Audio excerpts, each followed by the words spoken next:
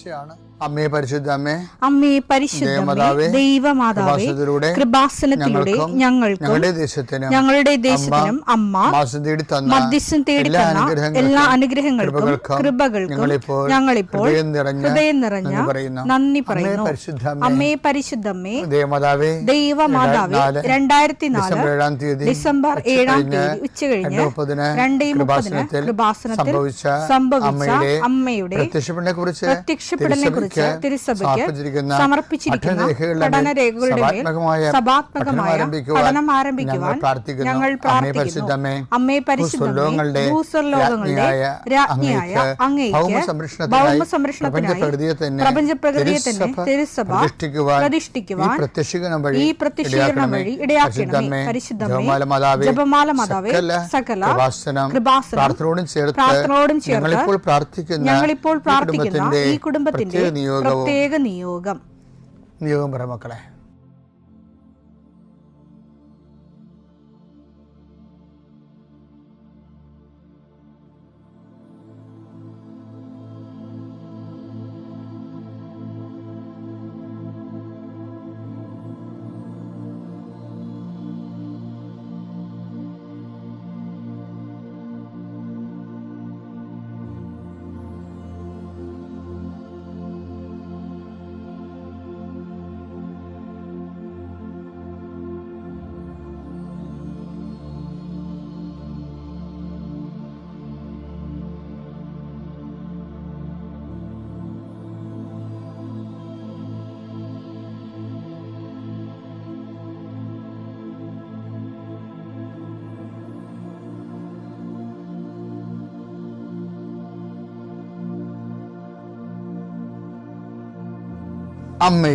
അമ്മയുടെ പ്രത്യക്ഷീകരണത്തിന്റെ ഈ അനുഗ്രഹവേളയിൽ ഞങ്ങൾക്ക് സാധിച്ചു തരുവാൻ കനിയണമേ. ആമേൻ. വിശ്വാസ പ്രമാണം. സർവശക്തനായ പിതാവും ആകാശത്തിന്റെയും ഭൂമിയുടെയും സൃഷ്ടാവുമായ ദൈവത്തിൽ ഞാൻ വിശ്വസിക്കുന്നു. അവിടുത്തെ ഏകപുത്രനും ഞങ്ങളുടെ കർത്താവുമായ ഈശോമിശിഹായിലും ഞാൻ വിശ്വസിക്കുന്നു. ഈ പുത്രൻ പരിശുദ്ധാത്മാവിനാൽ ഗർഭസ്ഥനായി കന്യകാമറിയത്തിൽ നിന്ന് പിറന്ന് പൊന്തിയോസ് പീലാത്തോസിന്റെ കാലത്ത് പീഡകൾ സഹിച്ച് കുരിശിൽ തറയ്ക്കപ്പെട്ട് മരിച്ച് അടക്കപ്പെട്ട് പാതാളങ്ങളിൽ ഇറങ്ങി മരിച്ചവരുടെ ഇടയിൽ നിന്ന് 3-ാം നാൾ ഉയർത്ത് സ്വർഗത്തിലേക്ക് എഴുന്നള്ളി സർവശക്തിയുള്ള പിതാവായ ദൈവത്തിന്റെ വലതുഭാഗത്തിരിക്കുന്നു. അവിടെ നിന്ന് ജീവിക്കുന്നവരെയും മരിച്ചവരെയും വിധിക്കുവാൻ വരുമെന്നും ഞാൻ വിശ്വസിക്കുന്നു. പരിശുദ്ധാത്മാവിലും ഞാൻ വിശ്വസിക്കുന്നു. വിശുദ്ധ കത്തോലിക്കാ സഭയിലും പുണ്യവാന്മാരുടെ ഐക്യത്തിലും പാപങ്ങളുടെ മോചനത്തിലും ശരീരത്തിന്റെ ഉയർപ്പിലും നിത്യമായ ജീവിതത്തിലും ഞാൻ വിശ്വസിക്കുന്നു. ആമേൻ. സുഖസ്ഥനായ ഞങ്ങളുടെ പിതാവേ, അങ്ങയുടെ നാമം പൂജിതമാകണമേ. അങ്ങയുടെ രാജ്യം വരണമേ. അങ്ങയുടെ തിരുമനസ് സ്വർഗത്തിലെ പോലെ ഭൂമിയിലും ആകണമേ. അന്നു വേണ്ടുന്ന ആഹാരം ഇന്ന് ഞങ്ങൾക്ക് തരണമേ. ഞങ്ങളോട് തെറ്റ് ചെയ്യുന്നവരോട് ഞങ്ങൾ ക്ഷമിക്കുന്നത് പോലെ ഞങ്ങളുടെ തെറ്റുകൾ ഞങ്ങളോടും ക്ഷമിക്കണമേ. ഞങ്ങളെ പ്രലോഭനത്തിൽ ഉൾപ്പെടുത്തരുതേ, തിന്മയിൽ ഞങ്ങൾ രക്ഷിക്കണമേ. ആമേൻ. നന്മ നിറഞ്ഞ മറിയമേ, സ്വസ്തി. കർത്താവ് അങ്ങയുടെ കൂടെ സ്ത്രീകളിൽ അങ്ങ് അനുഗ്രഹിക്കപ്പെട്ടവളാകുന്നു. അങ്ങയുടെ ഉദരത്തിൻ ഫലമായി ഈശോ അനുഗ്രഹിക്കപ്പെട്ടവനാകുന്നു. പരിശുദ്ധ മറിയമേ, തമ്പുരാന്റെ അമ്മേ, പാപികളായ ഞങ്ങൾക്ക് വേണ്ടി ഇപ്പോഴും ഞങ്ങളുടെ മരണസമയത്തും തമ്പുരാനോട് അപേക്ഷിക്കണമേ. ആമേൻ. എന്റെ കർത്താവിന്റെ ഉന്നതമായ നാമത്തിൽ സഭയുടെ അധികാരത്തെ കുരിശിന്റെ അടയാളത്തിൽ ദൈവത്തിന്റെ ശക്തിയാൽ 39-40 വർഷം ഞാൻ അർപ്പിച്ച കൃപാനയുടെ യോഗ്യതയാൽ കൃപാസ്ഥാനത്താറെ ജീവനോടെ പ്രത്യക്ഷപ്പെട്ട പരിശുദ്ധ അമ്മയുടെ മാധ്യസ്ഥത്തിലെ ഞാൻ ഓരോ കുടുംബത്തെ ആശ്രയിച്ച് പ്രാർത്ഥിക്കുന്നു. ദൈവത്തിലെ നിന്റെ കയ്യിരിക്കുന്ന എല്ലാ വസ്തുക്കളുടെ പ്രമാണങ്ങൾ കയ്യിലുണ്ടെങ്കിൽ എടുക്കുക, സർട്ടിഫിക്കറ്റുകളുണ്ടെങ്കിൽ എടുക്കുക, എവിടെയും കൊടുക്കാനുള്ള ആപ്ലിക്കേഷൻസ് ഉണ്ടെങ്കിൽ എടുക്കുക. ദൈവത്തിലെ നീ എവിടെയെങ്കിലും പോകുന്നുണ്ടെങ്കിൽ നിന്റെ പാസ്പോർട്ടോ വിസയുടെ കോപ്പിയോ എയർ ടിക്കറ്റോ എന്താണ് നിന്റെ കയ്യിലുള്ളത്, ഇപ്പോൾ എടുക്കുക. ദൈവത്തിലെ എവിടെയും കൊടുക്കാനുള്ള ആപ്ലിക്കേഷൻസ് ഉണ്ടെങ്കിൽ അത് എടുക്കുക. കൃപാസനം മാതാവിനെ കാണിച്ചുകൊണ്ട് പ്രാർത്ഥിക്കുക. ഞാനിപ്പോൾ നിന്നെ ആശ്രയിച്ച് പ്രാർത്ഥിക്കുക. കർത്താവേ, സിവിൽ പോയിന്റ് കുറഞ്ഞതിൻ്റെ പേര് ജോലി കിട്ടാത്തവരുണ്ട്, ജപ്തിയാകാൻ പോകുന്നവരുണ്ട്. ആ പത്രങ്ങളെല്ലാം രേഖകളെല്ലാം നിന്റെ നാമത്തിൽ ഞാൻ ആശീർവദിക്കാൻ പോവുകയാണ്. കർത്താവ്, രേഖകൾ കയ്യിലില്ല, പക്ഷെ മനസ്സിൽ ആ രേഖ ഓർത്ത് പ്രാർത്ഥിക്കുന്നുണ്ട്. ഇപ്പം എടുക്കാൻ പറ്റാത്ത ആ രേഖ ഉണ്ടായിരുന്നു, എൻ്റെ കയ്യിൽ ഉണ്ടായിരുന്നെങ്കിൽ എന്ന് ആഗ്രഹിച്ച് വിഷമിക്കുന്നവരുണ്ട്. കർത്താവേ, ആ രേഖ എവിടെയാണ് ഇരിക്കണത്? അവിടെ നിന്റെ തിരുമുറിവാർന്ന് വലത് കരുത്താൻ ആ രേഖയെ സ്പർശിക്കണമേ. മാതാവിൻ്റെ മധ്യസ്ഥത്തിൽ പ്രാർത്ഥിക്കുന്നു. അവരെന്താണ് ഉദ്ദേശിക്കുന്നത്, അതുകൊണ്ട് അത് നിറവേറാൻ കർത്താവ് അനുവദിക്കട്ടെ. കർത്താവ് ജോലി നഷ്ടപ്പെട്ടു പോരണവരെ, ഉപേക്ഷിച്ച് പോണവരെ, ആ രാജ്യത്ത് ജീവിക്കാൻ പറ്റാതെ പോണവരെ, പരീക്ഷ കൊണ്ട് പരീക്ഷയെ ഒരുങ്ങിക്കൊണ്ടിരിക്കുന്ന മക്കളെ, പരീക്ഷയുടെ ഹോൾ ടിക്കറ്റ് കയ്യിലുണ്ടെങ്കിൽ മക്കൾ എടുക്കുക. അല്ലെങ്കിൽ നിങ്ങളത് മനസ്സിൽ ഓർക്കുക. പഠിക്കാൻ പറ്റാത്ത വിഷയങ്ങളുണ്ടെങ്കിൽ ലാപ്ടോപ്പ് എടുത്ത് കയ്യിൽ വെക്കുക. അച്ഛനാ ഈ നിമിഷം ആശീർവദിക്കുന്നു. പഠിക്കാൻ പറ്റാത്ത വിഷയങ്ങളുണ്ട്, ആ വിഷയവുമായിട്ട് ബന്ധപ്പെട്ട വിഷയങ്ങൾ മക്കൾ കയ്യിലെടുക്കുക. എൻ്റെ കർത്താവിൻ്റെ ഉന്നതമായ നാമത്തിൽ, സഭയുടെ അധികാരത്തിൽ, കുരിശിൻ്റെ അടയാളത്തിൽ, ദൈവത്തിൻ്റെ ശക്തിയാൽ നിൻ്റെ എല്ലാ ജീവിത തടസ്സങ്ങളെയും, നീ ആഴ്ച നേരിടാൻ പോകുന്ന മുഴുവൻ ദോഷങ്ങളെ ഈശോനാമത്തിൽ ബന്ധിക്കും. പിതാവും പുത്രനും പരിശുദ്ധാത്മാവും സർവ്വശക്തനും നീക്കുവാണ്. എൻ്റെ പ്രിയപ്പെട്ടവരെ, ദൈവവുമായിട്ടുള്ള നമ്മുടെ റിലേഷൻസ്, ബന്ധം, അത് അതിൻ്റെ ഒരു പ്രക്രിയ ഇൻറ്റൻസിഫൈങ് ആയിട്ടുള്ള പ്രക്രിയയാണ്. എന്ന് വെച്ചാൽ അത് തീവ്രതയിലേക്കാണ് അത് പോകേണ്ടത്. സ്വാഭാവികമായ ചലനം, അല്ലെങ്കിൽ എന്തോ അസ്വാഭാവികത ഉണ്ടെന്നാണ് എൻ്റെ അർത്ഥം. കാര്യം വിശ്വാസത്തിന് സ്റ്റാറ്റിക് ആയിട്ടുള്ള സ്ഥിരം നിശ്ചലാവസ്ഥ അങ്ങനെ ഇല്ല. ഇതിന് സഭാപിതാക്കന്മാരും ഒക്കെ ഈ വിഷയം കൈകാര്യം ചെയ്യുന്നതിന് ഉപയോഗിക്കുന്നത് സുഭാഷിതങ്ങളാണ്. സുഭാഷിതങ്ങൾ 4:18. സൂര്യൻ മധ്യാഹ്നത്തിൽ, അതായത് പ്രഭാതത്തിൽ നിന്ന് എങ്ങനെയാണോ മധ്യാഹ്നത്തിൻ്റെ ഫുൾ സ്വിങ്ങിലാ പൂർണ്ണ വെളിച്ചത്തിലേക്ക് പോകുന്നത്, അതുപോലെയാണ് മനുഷ്യന്മാരുടെ വിശ്വാസ ജീവിതം പ്രതീകാത്മകമായി ബൈബിൾ അവതരിപ്പിക്കുന്നത്. സുഭാഷിതങ്ങൾ 4:18. എന്നാൽ നീതിമാന്മാരുടെ പാത പൂർവാന്നത്തിലെ. അപ്പൊ നീതിമാന്മാരുടെ പാത എന്ന് പറയുമ്പോ നീതിമാന്മാർ ജീവിക്കണേ എങ്ങനെയാണെന്ന് ബൈബിൾ പറയുന്നുണ്ട്. എങ്ങനെയാണത്?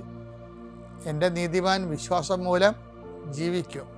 റോമ 1:17 തിരുവചനമുണ്ട്. റോമ 1:17. നീതിമാൻ വിശ്വാസം വഴി ജീവിക്കുമെന്ന് എഴുതപ്പെട്ടിരിക്കുന്നുവല്ലോ. അപ്പൊ നീതിമാൻ എന്ന് പറഞ്ഞാൽ അതിൻ്റെ അർത്ഥം വിശ്വാസം വഴി ജീവിക്കുന്ന ആൾ, വിശ്വാസത്തെ കൊണ്ട് ജീവിക്കുന്ന ആളാണ്. ഈ വിശ്വാസം വഴി ജീവിക്കുന്ന ആളാണ് നീതിമാനെങ്കിൽ നീതിമാന്റെ വിശ്വാസ വളർച്ചയെക്കുറിച്ചാണ് സുഭാഷിതം 4:18.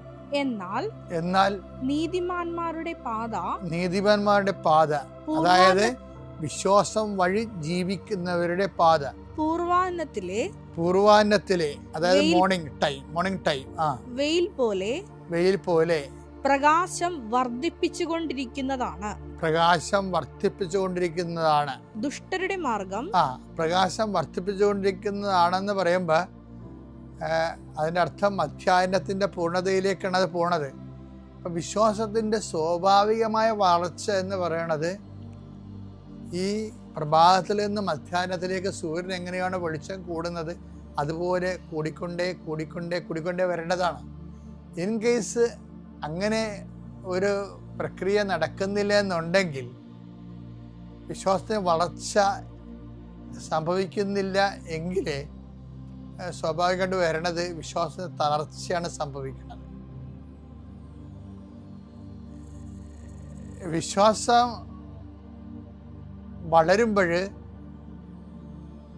വിശ്വാസം തളരുമ്പോൾ പിന്നെ വിശ്വാസം എങ്ങനെയാണ് നമ്മൾ വളർത്തിയെടുക്കാൻ പറ്റണമെന്ന് വെച്ച് കഴിഞ്ഞാൽ, അത് റോമർ 1:16 വായിച്ചേ. സുവിശേഷത്തെക്കുറിച്ച് ഞാൻ ലജ്ജിക്കുന്നില്ല. എന്തെന്നാൽ വിശ്വസിക്കുന്ന ഏവർക്കും ആദ്യം യഹൂദർക്കും പിന്നീട് ഗ്രീക്കുകാർക്കും അത് രക്ഷയിലേക്ക് നയിക്കുന്ന ദൈവശക്തിയാണ്. അപ്പോൾ അതിൻ്റെ കാരണം, വിശ്വാസം ദൈവശക്തിയാകുന്നതിൻ്റെ കാരണം, വിശ്വാസം നിർമ്മിക്കപ്പെട്ടിരിക്കുന്നത് വചനത്തിൻ്റെ മിനറൽസ്, വൈറ്റാമിൻസ് ഒക്കെ കഴിച്ചാണ് വിശ്വാസ മനുഷ്യൻ വളരണത്. റോമ 10:17 വായിച്ചേ. ആകയാൽ വിശ്വാസം കേൾവിയിൽ നിന്ന്, വിശ്വാസം കേൾവിയിൽ നിന്ന്, കേൾവി ക്രിസ്തുവിനെ കുറിച്ചുള്ള പ്രസംഗത്തിൽ നിന്നുമാണ്. അപ്പൊ വിശ്വാസത്തിലൂടെ തളർച്ച വന്നാൽ, സുഭാഷിതം പറയുന്ന പോലെ പ്രഭാതത്തിൽ നിന്ന് മധ്യാഹ്നത്തിലേക്ക് അഭിവൃദ്ധിപ്പെടുന്ന സൂര്യ തേജസ് പോലെ വിശ്വാസത്തിന് വളർച്ചയില്ലെന്നുണ്ടെങ്കിൽ പിന്നെയുള്ള നടപടിക്രമം എന്ന് പറയുന്നത്, വിശ്വാസം എങ്ങനെയാണോ രണ്ടാമത് റീക്രിയേറ്റ് ചെയ്യാൻ പറ്റണത്, അത് വിശ്വാസം ഉണ്ടായ അതേ മെത്തേഡ് എടുക്കാൻ പറ്റത്തുള്ളൂ. വിശ്വാസം ഉണ്ടായ മെത്തേഡ് എന്താണ്? കേൾവിയിൽ നിന്നാണ് വിശ്വാസം ഉണ്ടായത്. പിന്നെ എന്താണ്? ചുമ്മാ കേൾവിയല്ല. റോമ 10:17 പറയണത് യേശുക്രിസ്തുവിനെ കുറിച്ചുള്ള വചനങ്ങളാണ്. അല്ല വേറെ വല്ല ഇതും കേട്ടാൽ വിശ്വാസം ഉണ്ടാകത്തില്ല. വേറെ വല്ലതും പറഞ്ഞ് വിശ്വസിപ്പിക്കാൻ നോക്കിയാലും ആ വിശ്വാസത്തിനൊരു കുഴപ്പം രക്ഷാകരമാകത്തില്ല. ഇപ്പം നിങ്ങൾ അമേരിക്ക അവിടെ ഉണ്ട്, പക്ഷേ നമ്മൾ അമേരിക്ക കണ്ടിട്ടില്ല, പക്ഷേ അമേരിക്ക അവിടെ ഉണ്ടല്ലോ, അപ്പം നമുക്ക് വിശ്വസിക്കണ്ടേ? അതുപോലെയൊക്കെ ഉള്ള ചെപ്പടി ഉദാഹരണങ്ങളൊക്കെ പറഞ്ഞാലൊന്നും രക്ഷാകരമായ വിശ്വാസം ഉണ്ടാകത്തില്ല. കാരണം സുവിശേഷത്തിൻ്റെ വിശ്വാസത്തിൻ്റെ പ്രത്യേകത എന്ന് പറയുന്നത് ബൗദ്ധികമായ കേവല വിശ്വാസമല്ല. ഇപ്പം അമ്മ പറഞ്ഞു ഇയാളാണ് എൻ്റെ അച്ഛൻ, ഇന്ന ആളാണ് എൻ്റെ അച്ഛൻ എന്ന് പറഞ്ഞുകൊണ്ട് ഞാൻ അമ്മയിൽ വിശ്വസിക്കുന്നു എന്ന് പറഞ്ഞിട്ട് അതുപോലെയുള്ള മാനുഷികമായ ആശയവാദങ്ങളല്ല സംഭവം. സുവിശേഷത്തിലെ വിശ്വാസം എന്ന് പറയുന്നത് യേശുക്രിസ്തു ഏകരക്ഷകൻ എന്നുള്ള വിശ്വാസമാണ്. അവൻ നമ്മുടെ പാപത്തിന് പരിഹാരമായി പിതാവ് അയച്ച ബലിവസ്തുവാണ്. അവൻ്റെ ബലിയിൽ പ്രസാദിച്ച പിതാവ് നമുക്ക് രക്ഷ പുനർജീവിപ്പിക്കപ്പെട്ടു, നഷ്ടപ്പെട്ട രക്ഷ തിരികെ നൽകി. അതാണ് ദൈവവരപ്രസാദം. അപ്പോൾ ഈ വിശ്വാസം നമുക്ക് നൽകണത് എന്താണ്? രക്ഷാകരമായ വിശ്വാസം എന്ന് പറയുന്നത് രക്ഷാകരമായ വിശ്വാസമാണ്. അത് യേശുക്രിസ്തുവിനെ കുറിച്ചുള്ള വിശ്വാസമാണ്. പള്ളികളിലെ വിശ്വാസം എന്ന് പറയുന്നത് ലീപ്പ് ഇൻ ടു ഡാർക്ക്നെസ് ആണ്, ഇരുട്ടിലേക്ക് എടുത്തു ചാട്ടമാണ്. എബ്രാഹമാണ് വിശ്വാസത്തിൻ്റെ പിതാവെന്നൊക്കെ നമ്മൾ പറഞ്ഞാലും പുതിയ നിയമത്തിൽ ശരിക്കും പറഞ്ഞാൽ എബ്രാഹം അല്ല വിശ്വാസത്തിൻ്റെ പിതാവ്. പുതിയ നിയമത്തിലെ വിശ്വാസം എന്താണ്? എബ്രാഹം വിശ്വസിച്ചത് എന്ത്, പുതിയ നിയമത്തിലെ വിശ്വാസം എന്ത്? ഇത് തമ്മിൽ ഭയങ്കര വ്യത്യാസമാണ്. പുതിയ നിയമത്തിലെ വിശ്വാസം മുഴുവൻ രക്ഷാകര വിശ്വാസം എന്ന് പറയും, റിഡംപ്റ്റീവ് ഫെയ്ത്ത്. അതെന്ന് പറഞ്ഞാൽ എന്താണ്? യേശുക്രിസ്തുവിലുള്ള വിശ്വാസമാണ്. അതാണ് പൗള് കൃത്യമായിട്ട് പറയുന്നുണ്ടത്. എന്താണ്? വിശ്വാസം കേൾവിയിൽ നിന്നും, കേൾവി യേശുക്രിസ്തുവിനെ കുറിച്ചുള്ള വചനങ്ങളിൽ നിന്നുമാണ്. അപ്പോൾ വചനം വായിച്ചും വചനം നടപ്പിൽ വരുത്തിയും വിശ്വാസ ജീവിതം റിപ്പയർ ചെയ്യാമെങ്കിലും അത് യേശു കേന്ദ്രീകൃതമായാൽ മാത്രമേ രക്ഷാകരമായി വരത്തുള്ളൂ. അപ്പോൾ വിശ്വാസത്തെക്കുറിച്ച് സുനിശ്ചിതവും വ്യക്തവും കൃത്യവുമായിട്ടുള്ള ആശയങ്ങളിലൂടെ വേണം നമ്മൾ ആത്മീയ ജീവിതത്തെ സമീപിക്കാൻ. പരിശുദ്ധ അമ്മ മാതാവ് പ്രത്യക്ഷപ്പെട്ട ഈ തിരുസന്നിധിയിൽ എന്നെ ഉടമ്പടിയുടെ സാക്ഷിയാക്കി ഉയർത്തി ഇവിടെ നിർത്തിയതിന് അമ്മ മാതാവിനും യേശുവപ്പയ്ക്കും ഞാൻ 1000 നന്ദി പറയുന്നു. എൻ്റെ പേര് ശ്രീജിത്ത്. ഞാൻ വരുന്നത് ചമ്പക്കുളം അമിച്ചേരി എന്നാണ്. ഞാൻ കൃപാസനം അറിഞ്ഞ് വരാനുള്ള കാരണം എന്ന് വെച്ച് കഴിഞ്ഞാൽ, ഞാൻ പണ്ട് ഗൾഫിലായിരുന്നു. അവിടുന്ന് തിരിച്ചു വന്ന ഒരു ബിസിനസ്സൊക്കെ തുടങ്ങി, ആകെ ഉഴപ്പായി, ഭയങ്കര കടമായി, ആകെ ഒരു ബുദ്ധിമുട്ടിൽ ടെൻഷനായി, പലിശയ്ക്കും ബാങ്ക് ലോണും അതും ഇതൊക്കെ ആയിട്ട് ഭയങ്കര കടത്തിൽ നിൽക്കുന്നൊരു സമയത്ത് ഉറക്കമില്ലായ്മ, അങ്ങനെ ഭയങ്കര പ്രശ്നങ്ങൾ. അങ്ങനെ നിൽക്കുന്നൊരു സമയത്താണ് ഞാനിങ്ങനെ കൃപാസനത്തെക്കുറിച്ച് ഒരാൾ പറഞ്ഞു, ഇങ്ങനെ ഇവിടെ വന്ന് അച്ഛനെ കാണ്, പ്രാർത്ഥിക്കുക എന്നൊക്കെ പറഞ്ഞു. പക്ഷേ അന്ന് കൃപാസനത്തെക്കുറിച്ച് നമുക്ക് അങ്ങനെ അറിവോ കാര്യങ്ങളോ ഒന്നുമില്ല. പിന്നെ ആൾക്കാരൊക്കെ എന്തിനാണ് ഇവിടെ വന്ന് ഇങ്ങനെ പ്രാർത്ഥിക്കുന്നത്, വീട്ടിൽ ഇരുന്ന് പ്രാർത്ഥിച്ചാലും ദൈവം കേൾക്കുമല്ലോ എന്നൊക്കെ ഉള്ളൊരു കൺസെപ്റ്റൊക്കെ ആയിരുന്നു. അത് കാരണം ഞാൻ അതിനെ മൈൻഡ് ചെയ്തില്ല. അപ്പോൾ അമ്മയ്ക്ക് എവിടുന്നോ കൃപാസനത്തിലെ പത്രം കിട്ടി. അപ്പോൾ അമ്മ ഒരു പ്രാവശ്യം അത് എൻ്റെ ഇത് ഞാനിനി ഇങ്ങനെ പോയി കഴിഞ്ഞ് ഞാൻ നശിച്ചു പോകും, എനിക്ക് മെൻറ്റാലിറ്റിയൊക്കെ മാറി തുടങ്ങി, വേറെയൊക്കെ എന്തൊക്കെയോ രീതിയിലുള്ള ചിന്താഗതിയൊക്കെ വരാൻ തുടങ്ങി. അപ്പോൾ അമ്മയ്ക്ക് എവിടുന്നോ ഒരു കൃപാസനം പത്രം കിട്ടി. അമ്മ അതെൻ്റെ തലേണയുടെ അടിയിൽ കൊണ്ടുവച്ചു. അപ്പോൾ ഫസ്റ്റ് ദിവസം ഞാനിങ്ങനെ കിടന്നപ്പോൾ എന്തോ തലയെ മുട്ടി ഞാൻ ആ പത്രം എടുത്ത് എൻ്റെ സൈഡ് ടേബിളുണ്ട് അവിടെ കയറ്റി വെച്ചു. അത് കഴിഞ്ഞ് പിറ്റേ ദിവസം അമ്മ അതെടുത്ത് ബെഡ്ഷീറ്റിന് അടിയിൽ കയറ്റി വെച്ചു. അപ്പോൾ അതും ഞാനിങ്ങനെ ഉറങ്ങുന്നതിൻ്റെ ഇടയ്ക്ക് ഇങ്ങനെ നോക്കിയപ്പോൾ ആ പത്രം ഇരിക്കുന്നു, അത് ഞാൻ വീണ്ടും എടുത്ത് സൈഡ് ടേബിളിന് എടുത്ത് വെച്ചു. മൂന്നാമത്തെ ദിവസം ഞാനിങ്ങനെ ഉറങ്ങാൻ കിടന്നപ്പോൾ ഉറക്കമില്ല, കാരണം ടെൻഷനും കാര്യങ്ങളും. എനിക്ക് രാത്രിയായിരുന്നു കൂടുതൽ ഇഷ്ടം, കാരണം പകൽ ആകരുതേ എന്ന് ഞാൻ പ്രാർത്ഥിച്ചായിരുന്നു. കാരണം പിറ്റേ ദിവസം ഈ കടവടയ്ക്കാനോ ആരെങ്കിലും വന്ന് ചോദിക്കുന്നു, ശല്യവും ആൾക്കാരെ കാണുന്ന ഫേസ് ചെയ്യാനുള്ള ബുദ്ധിമുട്ടും ഒക്കെ മാനസികമായി തകർന്നിരിക്കുന്ന സമയമായിരുന്നു. അന്നപ്പോഴത്തേക്കും ഞാനിങ്ങനെ മൂന്നാമത്തെ ദിവസം ഇങ്ങനെ കിടന്നപ്പോഴത്തേക്കും എനിക്കിങ്ങനെ ഈ ഫാനിൻ്റെ സൗണ്ടും ഇതുമെല്ലാം നന്മ നിറഞ്ഞ മറിയുമ്പോൾ അങ്ങനെ ഒരു പ്രെയർ പോലെ ഫീൽ ചെയ്യുകയാണ്. പക്ഷേ ആ പ്രെയറൊന്നും എനിക്ക് പണ്ട് സ്കൂളിൽ പഠിച്ച സമയത്ത് ഞാൻ ചർച്ചിലെ സ്കൂളിലായിരുന്നു പഠിച്ചത്. അപ്പോൾ അതുകൊണ്ടിട്ട് അറിയാം, മീൻസ് കറക്റ്റായിട്ട് അറിയത്തില്ല, അങ്ങനെ കേട്ട് പരിചയം മാത്രമേ ഉള്ളായിരുന്നു. അപ്പോൾ അങ്ങനെ എനിക്ക് ഫീൽ ചെയ്യാൻ തുടങ്ങി.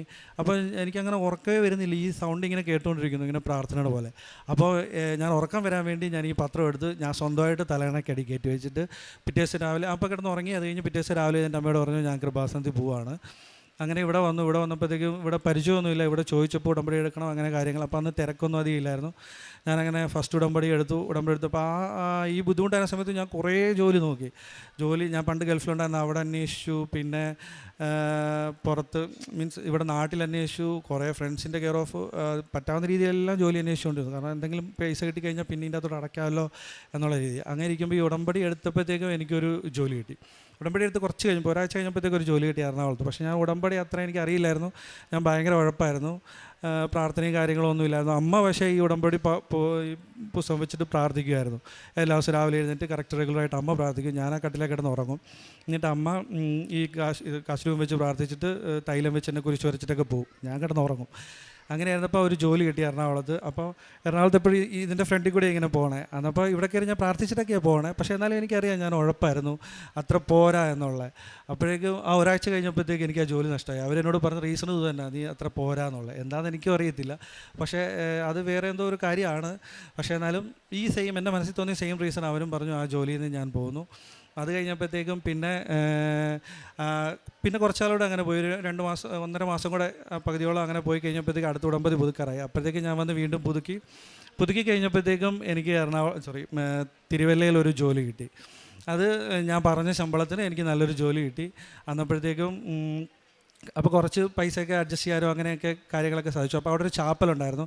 ആ ചാപ്പൽ കയറി ഡെയിലി ഞാൻ പ്രാർത്ഥിച്ചിട്ടാണ് ജോലിക്ക് പോയിക്കൊണ്ടിരുന്നത്. അന്നപ്പോഴത്തേക്കും അവിടെ എങ്ങനെ പോയിക്കൊണ്ടിരുന്നപ്പോൾ പിന്നെ എനിക്ക് കുറച്ചുകൂടെ ഉടമ്പടി എങ്ങനെ പോകണം, എന്തൊക്കെ ചെയ്യണം, പത്രം കൊടുക്കുന്ന കാര്യങ്ങളും പ്രേക്ഷിത പ്രവർത്തനം, അതൊക്കെ കുറച്ചുകൂടെ ഒരു അറിവായി. അതുപോലൊക്കെ ഞാൻ പയ്യെ ചെയ്യാൻ തുടങ്ങി. അങ്ങനെ നിൽക്കുമ്പോൾ എൻ്റെ പഴയ കമ്പനി ഗൾഫിൽ നിന്നൊരു വേക്കൻസി വന്നു. അവിടെയൊക്കെ ഞാൻ പണ്ട് നേരത്തെ വിളിച്ച് കുറേ അന്വേഷിച്ചത്, പക്ഷേ ഒരു രക്ഷയില്ലായിരുന്നു. അപ്പോൾ അങ്ങനെ ഒരു വേക്കൻസി വന്നു. അവരൊരു 3 മാസം ടൈം എടുത്തു. ആ സമയത്ത്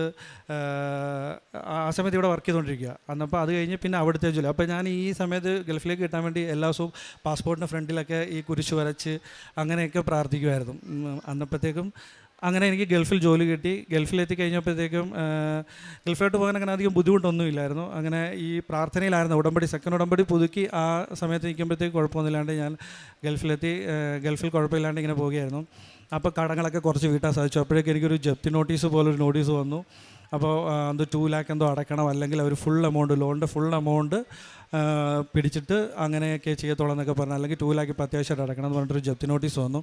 അപ്പോൾ ഒരു രക്ഷയില്ല. ആ സമയത്ത് ഞാനിങ്ങനെ എല്ലാ മാസവും എൻ്റെ കിട്ടുന്ന പൈസ ലോണിലോ അതിലൊക്കെ അടച്ചു പോകുന്നതുകൊണ്ട് ഒരു സേവിങ്സ് ആയിട്ടൊന്നും ഇല്ലാത്തതുകൊണ്ട് ഞാൻ അപ്പോൾ പെട്ടെന്ന് ഫ്രണ്ടിനോട് ചോദിച്ചു. ഞാനിങ്ങനെ പ്രാർത്ഥിച്ചിട്ട് ഒരു ഫ്രണ്ടിനോട് ചോദിച്ചു. അപ്പോൾ ഗൾഫിൽ ഓൾറെഡി ഞാൻ എല്ലാവരോടും ഇവിടെ കൃപാസനത്തിൽ വരുന്ന കാര്യവും ഇവിടുത്തെ സാക്ഷ്യങ്ങളും കാര്യങ്ങളൊക്കെ ഷെയർ ചെയ്യൊക്കെ അവർക്ക് എല്ലാവർക്കും അറിയാം ഞാൻ ഇവിടെ വരുന്ന ആണെന്നൊക്കെ. അന്നപ്പോഴത്തേക്കും അവൻ പെട്ടെന്ന് തന്നെ എനിക്ക് പൈസ തന്നു, ഒരു 2 ലക്ഷം രൂപ. ഒറ്റ ചോദ്യം പെട്ടെന്ന് തന്നു. അപ്പോഴേക്കും അവൻ തന്നെ എന്നോട് പറഞ്ഞു, ഇത് നീ പറയുമായിരിക്കും, ചിലപ്പോൾ അമ്മ മാതാവിൻ്റെ കെയർ ഓഫ് കിട്ടിയതായിരിക്കും, എന്നാലും കുഴപ്പമില്ല, ഞാൻ നന്നാക്കാന്ന് പറഞ്ഞാൽ അവൻ തന്നു. അങ്ങനെ അത് സെറ്റിൽ ചെയ്തു. അപ്പോഴേക്കും ഞാൻ പിന്നെ അവിടെ തന്നെ ഓൺലൈൻ ഉടമ്പടി പുതുക്കിക്കൊണ്ടേയിരുന്നു. ഈ പുതുക്കിക്കൊണ്ടിരിക്കുന്ന സമയത്തും എൻ്റെ ഫ്രണ്ട്സിനൊക്കെ വേണ്ടിയിട്ട് ഞാൻ പ്രാർത്ഥിക്കുകയും ഇവിടെ എന്താ പറയുക അങ്ങനെ പ്രാർത്ഥനയും കാര്യങ്ങളൊക്കെ ആയിട്ട് പോകുന്നുണ്ട്, കുഴപ്പമൊന്നുമില്ല. അപ്പോൾ ഞാൻ അവിടുന്ന് മാറി, ഞാൻ പേറോൾ സെക്ഷനിലായിരുന്നു. അപ്പോൾ അവിടുന്ന് മാറി, ഞാൻ അക്കൗണ്ട്സാണ്, അപ്പോൾ പേറോൾ സെക്ഷനിലായതുകൊണ്ട് അവിടുന്ന് അക്കൗണ്ട്സ് റിലേറ്റഡ് ആയിട്ട് കുറച്ചുകൂടെ മാറാൻ വേണ്ടിയിട്ട് വേറൊരു ജോലിക്ക് വേണ്ടി ചുമ്മാ ഒന്ന് ഉടമ്പടിയിൽ എന്തെങ്കിലും എഴുതി കിട്ടണമെന്നുള്ള രീതിയിൽ എഴുതിയിട്ട് പ്രാർത്ഥനയും കാര്യങ്ങളൊക്കെ റെഗുലറായിട്ട് പോകുന്നുണ്ട്, കുഴപ്പമൊന്നുമില്ല. അന്നപ്പം അങ്ങനെ എഴുതിയിട്ടപ്പോൾ എനിക്ക് സെക്കൻഡ് ജോലിയും കിട്ടി. സെക്കൻഡ് ജോലി ഇപ്പോൾ ആയിരിക്കുകയാണ്. അപ്പോൾ ഇവൻ്റെ പൈസ ഞാൻ എല്ലാ പ്രാവശ്യവും ലോണിലോട്ട് അടച്ചു പോകുന്നതുകൊണ്ട് എനിക്ക് സേവിങ്സ് ഇല്ലാത്തതുകൊണ്ട് ഇവൻ്റെ പൈസ മറിക്കാനായിട്ട് എനിക്കൊരു ഒരു ടൈറ്റിൽ ഇങ്ങനെ വന്ന് നിൽക്കുന്ന സമയത്താണ് പെട്ടെന്ന് ആ ഉടമ്പടി തീരുന്ന സമയത്ത് എനിക്ക് ജോലി കിട്ടി, പുതിയ ജോലി കിട്ടി. അപ്പോൾ അവിടുത്തെ സെറ്റിൽമെൻറ്റ് വെച്ച് ഇവൻ്റെ ഇതും സോൾവ് ചെയ്തു. അങ്ങനെ ഇപ്പം ഞാൻ 3-ാം തീയതി ഫെബ്രുവരി 3-ാം തീയതി 2-ാം തീയതി വൈകിട്ട് പുതിയ ജോലിക്ക് വേണ്ടി ഒമാനിലോട്ട് പോവുകയാണ്. ആ സമയത്ത് അവിടെ നിൽക്കുന്ന സമയത്ത് എനിക്ക് ക്രിയാറ്റിൻ്റെ ഒരു പ്രശ്നം വന്നിട്ട് മെഡിക്കൽ നമുക്ക് ക്രിയാറ്റിനൊക്കെ കൂടിക്കഴിഞ്ഞാൽ എല്ലാവർക്കും ഗൾഫിൽ പോകുന്നവർക്കൊക്കെ അറിയാം, ക്രിയാറ്റിനും ഷുഗറൊക്കെ ഇച്ചിരി കൂടി കഴിഞ്ഞ് കഴിഞ്ഞാൽ അങ്ങനെ മെഡിക്കലിനൊക്കെ ഇഷ്യൂ ആവും.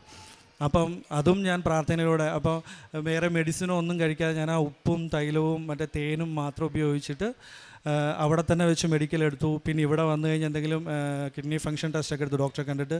അപ്പോൾ അവിടെ വെച്ച് അവർ പറഞ്ഞു അങ്ങനെ കിഡ്നിക്ക് എന്തെങ്കിലും പ്രശ്നമൊക്കെ കാണും, ഒന്ന് ചെക്ക് ചെയ്ത് നോക്കുക, അല്ല ക്രിയാറ്റിൻ ഇങ്ങനെ അനാവശ്യമായിട്ട് കൂടേണ്ട ആവശ്യമില്ല. ഇവിടെ വന്ന് എല്ലാം ചെക്ക് ചെയ്തു. അതും ഞാൻ ഇവിടെ വന്ന് മറ്റേ ഉടമ്പടി എടുത്തതിന് ശേഷം, അപ്പോൾ അവിടുത്തെ ഉടമ്പടി തീർന്നു. ഇവിടെ വന്ന് പുതിയ ഉടമ്പടി ഇവിടെ നേരിട്ട് വന്ന് എടുത്തതിന് ശേഷമേ ഞാൻ ചെക്കിങ്ങിന് പോകത്തുള്ളൂ എന്ന് പറഞ്ഞിട്ട് ഇവിടെ വന്ന് ഞാനും അമ്മയും കൂടെ വന്ന് ഉടമ്പടി 3 ദിവസം മുന്നേ ഉടമ്പടി എടുത്ത് പുതുക്കി. എന്നിട്ട് ടെസ്റ്റിന് പോയി, എല്ലാം നോർമലാണ്, കുഴപ്പമില്ല. മെഡിക്കലും എല്ലാം ഓക്കെ ആയി, എല്ലാ കാര്യങ്ങളും സുഖമായി. 2-ാം തീയതി ഈവനിങ് ഞാൻ വീണ്ടും തിരിച്ച് ഗൾഫിന് പോവാണ്. അന്നപ്പം ഇതിനിടയ്ക്ക് തന്നെ എനിക്ക് കുറേ അനുഭവങ്ങളുണ്ടായിട്ടുണ്ട്. എനിക്ക് സുഗന്ധാഭിഷേകം പ്രാർത്ഥിച്ചുകൊണ്ടിരുന്ന സമയത്ത് 2-3 പ്രാവശ്യം വന്നിട്ടുണ്ട്. അത് എല്ലാവരും പറയും മുല്ലപ്പൂവിൻ്റെ സ്മെല്ലാണ്. എനിക്ക് വന്നിട്ടുള്ളത് ഒരു പനിനീർപ്പൂവിൻ്റെ സ്മെല്ലാണ്. ഫസ്റ്റ് ടൈം വന്നപ്പോൾ എനിക്ക് ആ സ്മെല്ല് എന്താണെന്ന് അറിയത്തില്ലായിരുന്നു. ഞാൻ പ്രാവശ്യം ഇവിടുന്ന് ചങ്ങനാശ്ശേരി ജോലിക്ക് പോകുന്ന സമയത്ത് ചങ്ങനാശ്ശേരിയോട് പൊയ്ക്കൊണ്ടിരുന്ന സമയത്ത് ഒരു കുരിശയുടെ ഫ്രണ്ടിൽ നിന്നിങ്ങനെ പ്രാർത്ഥിച്ചപ്പോൾ അവിടെ വെച്ചേക്കുന്നു മറ്റേ നമ്മുടെ റോസാപ്പൂ, ഒരു ഡാർക്ക് റോസാപ്പൂ. അപ്പോൾ ഞാനതങ്ങനെ സ്മെല്ല് ആരോ കൊണ്ടുവച്ചതാണ്. സ്മെല്ല് നോക്കി സെയിം സ്മെല്ലാണ് എനിക്ക് അവിടെ കിട്ടിയത്. അപ്പം എല്ലാവരും മുല്ലപ്പൂവിൻ്റെ സ്മെല്ല് പറഞ്ഞ് എനിക്ക് പനിനീർപ്പൂവിൻ്റെ സ്മെല്ലാണ് കിട്ടിയത്. പിന്നെ ഒരു പ്രാവശ്യം ഞാൻ ഈ പ്രാർത്ഥിക്കുന്ന സമയത്ത് ഈ തിരുവല്ല ജോലി ഉണ്ടായ സമയത്ത് ഇവിടെ നിന്ന് മങ്കമ്മിയിൽ നിന്ന് അങ്ങോട്ട് പോണ വഴിക്ക് എപ്പോഴും ഇങ്ങനെ നാഥ വരണമേ എന്നുള്ള പ്രാർത്ഥന ചുമ്മാ ഇങ്ങനെ പാടിക്കൊണ്ട്, അത് മാത്രം ആ 2 ലൈൻ മാത്രം പാടിക്കൊണ്ട് പോകും. അങ്ങനെ പാടിക്കൊണ്ട് പോയ സമയത്ത് ഒരു പ്രാവശ്യം വഴി വെച്ച് ഒരാൾ എന്നെ കൈ കാണിച്ചു, ഒരു 25-30 വയസ്സുള്ളൊരു പുള്ളി. അപ്പോൾ ഇങ്ങനെ കൈ കാണിച്ചപ്പോഴത്തേക്കും അന്ന് ഹെൽമെറ്റിൻ്റെ ഇഷ്യൂ ഉള്ള കാലം. അപ്പോൾ ഹെൽമെറ്റ് ഇല്ലാത്തവരെ അങ്ങനെ വണ്ടിയെ കയറ്റാറില്ല, കാരണം ചെക്കിങ് കണ്ട പ്രശ്നം. അപ്പോൾ പുള്ളിയുടെ ഹെൽമെറ്റ് ഉണ്ടായിരുന്നു, അതാണ് ഞാൻ വണ്ടിയെ കയറ്റിയപ്പോഴത്തേക്കും ചെറുതായിട്ട് മഴയുള്ള സമയം, മഴ പെയ്യാൻ തുടങ്ങിയപ്പോൾ ഞാൻ പറഞ്ഞു മഴ പെയ്യുന്നു. അപ്പോൾ അവനവിടെ നിർത്തിയേക്ക് കുഴപ്പമില്ല. അപ്പോൾ ഞാൻ പുള്ളി ഒരു ബസ് സ്റ്റോപ്പിൻ്റെ അടുത്ത് നിർത്തി.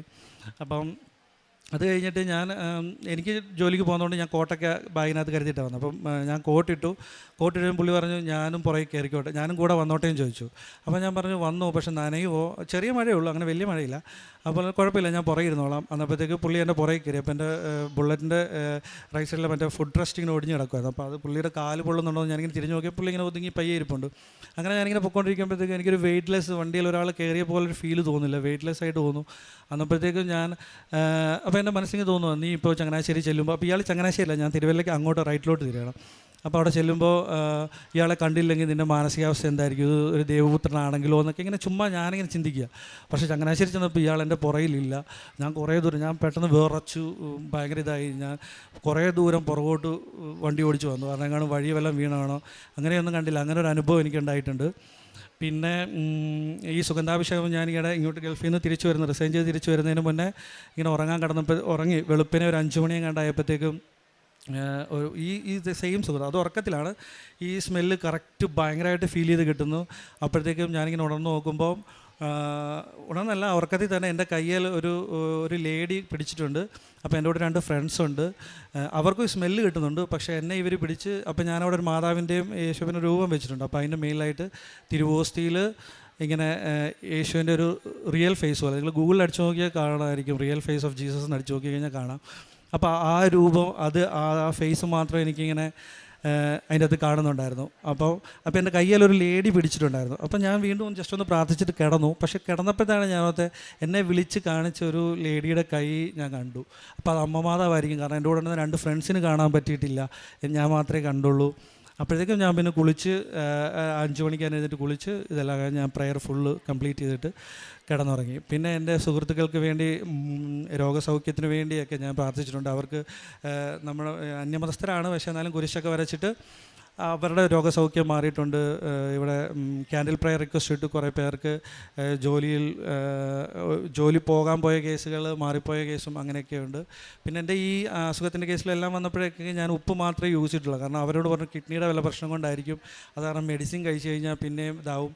പക്ഷേ അന്നപ്പോഴൊക്കെ ഞാൻ ഉപ്പും കഴിക്കരുതെന്നാ, എങ്ങനെയെങ്കിലും ക്രിയാറ്റിൻ്റെ ഒക്കെ പ്രശ്നമുണ്ടെങ്കിൽ സോൾട്ടൊന്നും ഉപയോഗിക്കരുത്. പക്ഷേ ഞാൻ ഉപ്പും ഈ തൈലവും ഇതും മാത്രമേ ഉപയോഗിച്ചുള്ളൂ. അങ്ങനെ എല്ലാ രീതിയിലും എന്നെ എന്താ പറയുക, എൻ്റെ വിശ്വാസത്തിൻ്റെ ലെവലാണെങ്കിലും കൂടി എനിക്ക് സ്പിരിച്വലായിട്ട് ഭയങ്കര ദൈവത്തെ വിളിച്ചു കഴിഞ്ഞാൽ കിട്ടും, ഒരു പോസിറ്റീവ് എനർജി വരാൻ തുടങ്ങി. പണ്ട് ഇൻ്റർവ്യൂവിൽ ലെന പറയുന്നുണ്ടായിരുന്നു, നമ്മൾ പണ്ടും ഇവിടെ വൈഫൈ ഉണ്ടായിരുന്നു, റേഡിയോ തരംഗങ്ങളുണ്ടായിരുന്നു, പക്ഷേ അത് റിസീവ് ചെയ്യാൻ പറ്റിയ മോഡം നമ്മൾ കണ്ടുപിടിച്ചതിന് ശേഷമാണ് ഇതിനെ റിസീവ് ചെയ്യാൻ തുടങ്ങിയത്. പലരും പറയും ഞാൻ ദൈവത്തെ കണ്ടിട്ടില്ല എന്നൊക്കെ, പക്ഷേ അങ്ങനെ റിസീവ് ചെയ്യാനുള്ള മോഡമായി നമ്മൾ മാറണം. നമ്മൾ മോൾഡായി മാറിക്കഴിയുമ്പോൾ നമുക്ക് ദൈവത്തെ റിസീവ് ചെയ്യാൻ സാധിക്കും. എനിക്ക് എല്ലാവിധ നന്മകളും നൽകിയ എൻ്റെ അമ്മ മാതാവിനെ വിശ്വസിപ്പിക്കും. അവസരം ആൾത്താരയിൽ ഈ അമ്മ പ്രത്യക്ഷപ്പെട്ട ഈ സ്ഥലത്ത് വന്ന് സാക്ഷ്യം പറയുവാൻ എന്നെയും ഞങ്ങളെ അനുവദിച്ചതിന് അമ്മയ്ക്കും ഈശോയ്ക്കും അമ്മ മാതാവിനും 1000 നന്ദി. എൻ്റെ പേര് വത്സമ്മ, ഞാൻ തലയിൽപ്പറമ്പിൽ നിന്ന് വരുന്നു. ഇതെൻ്റെ മൂത്ത മകൻ ടോണി, ഇത് ഇളയ മകൻ ടിനു.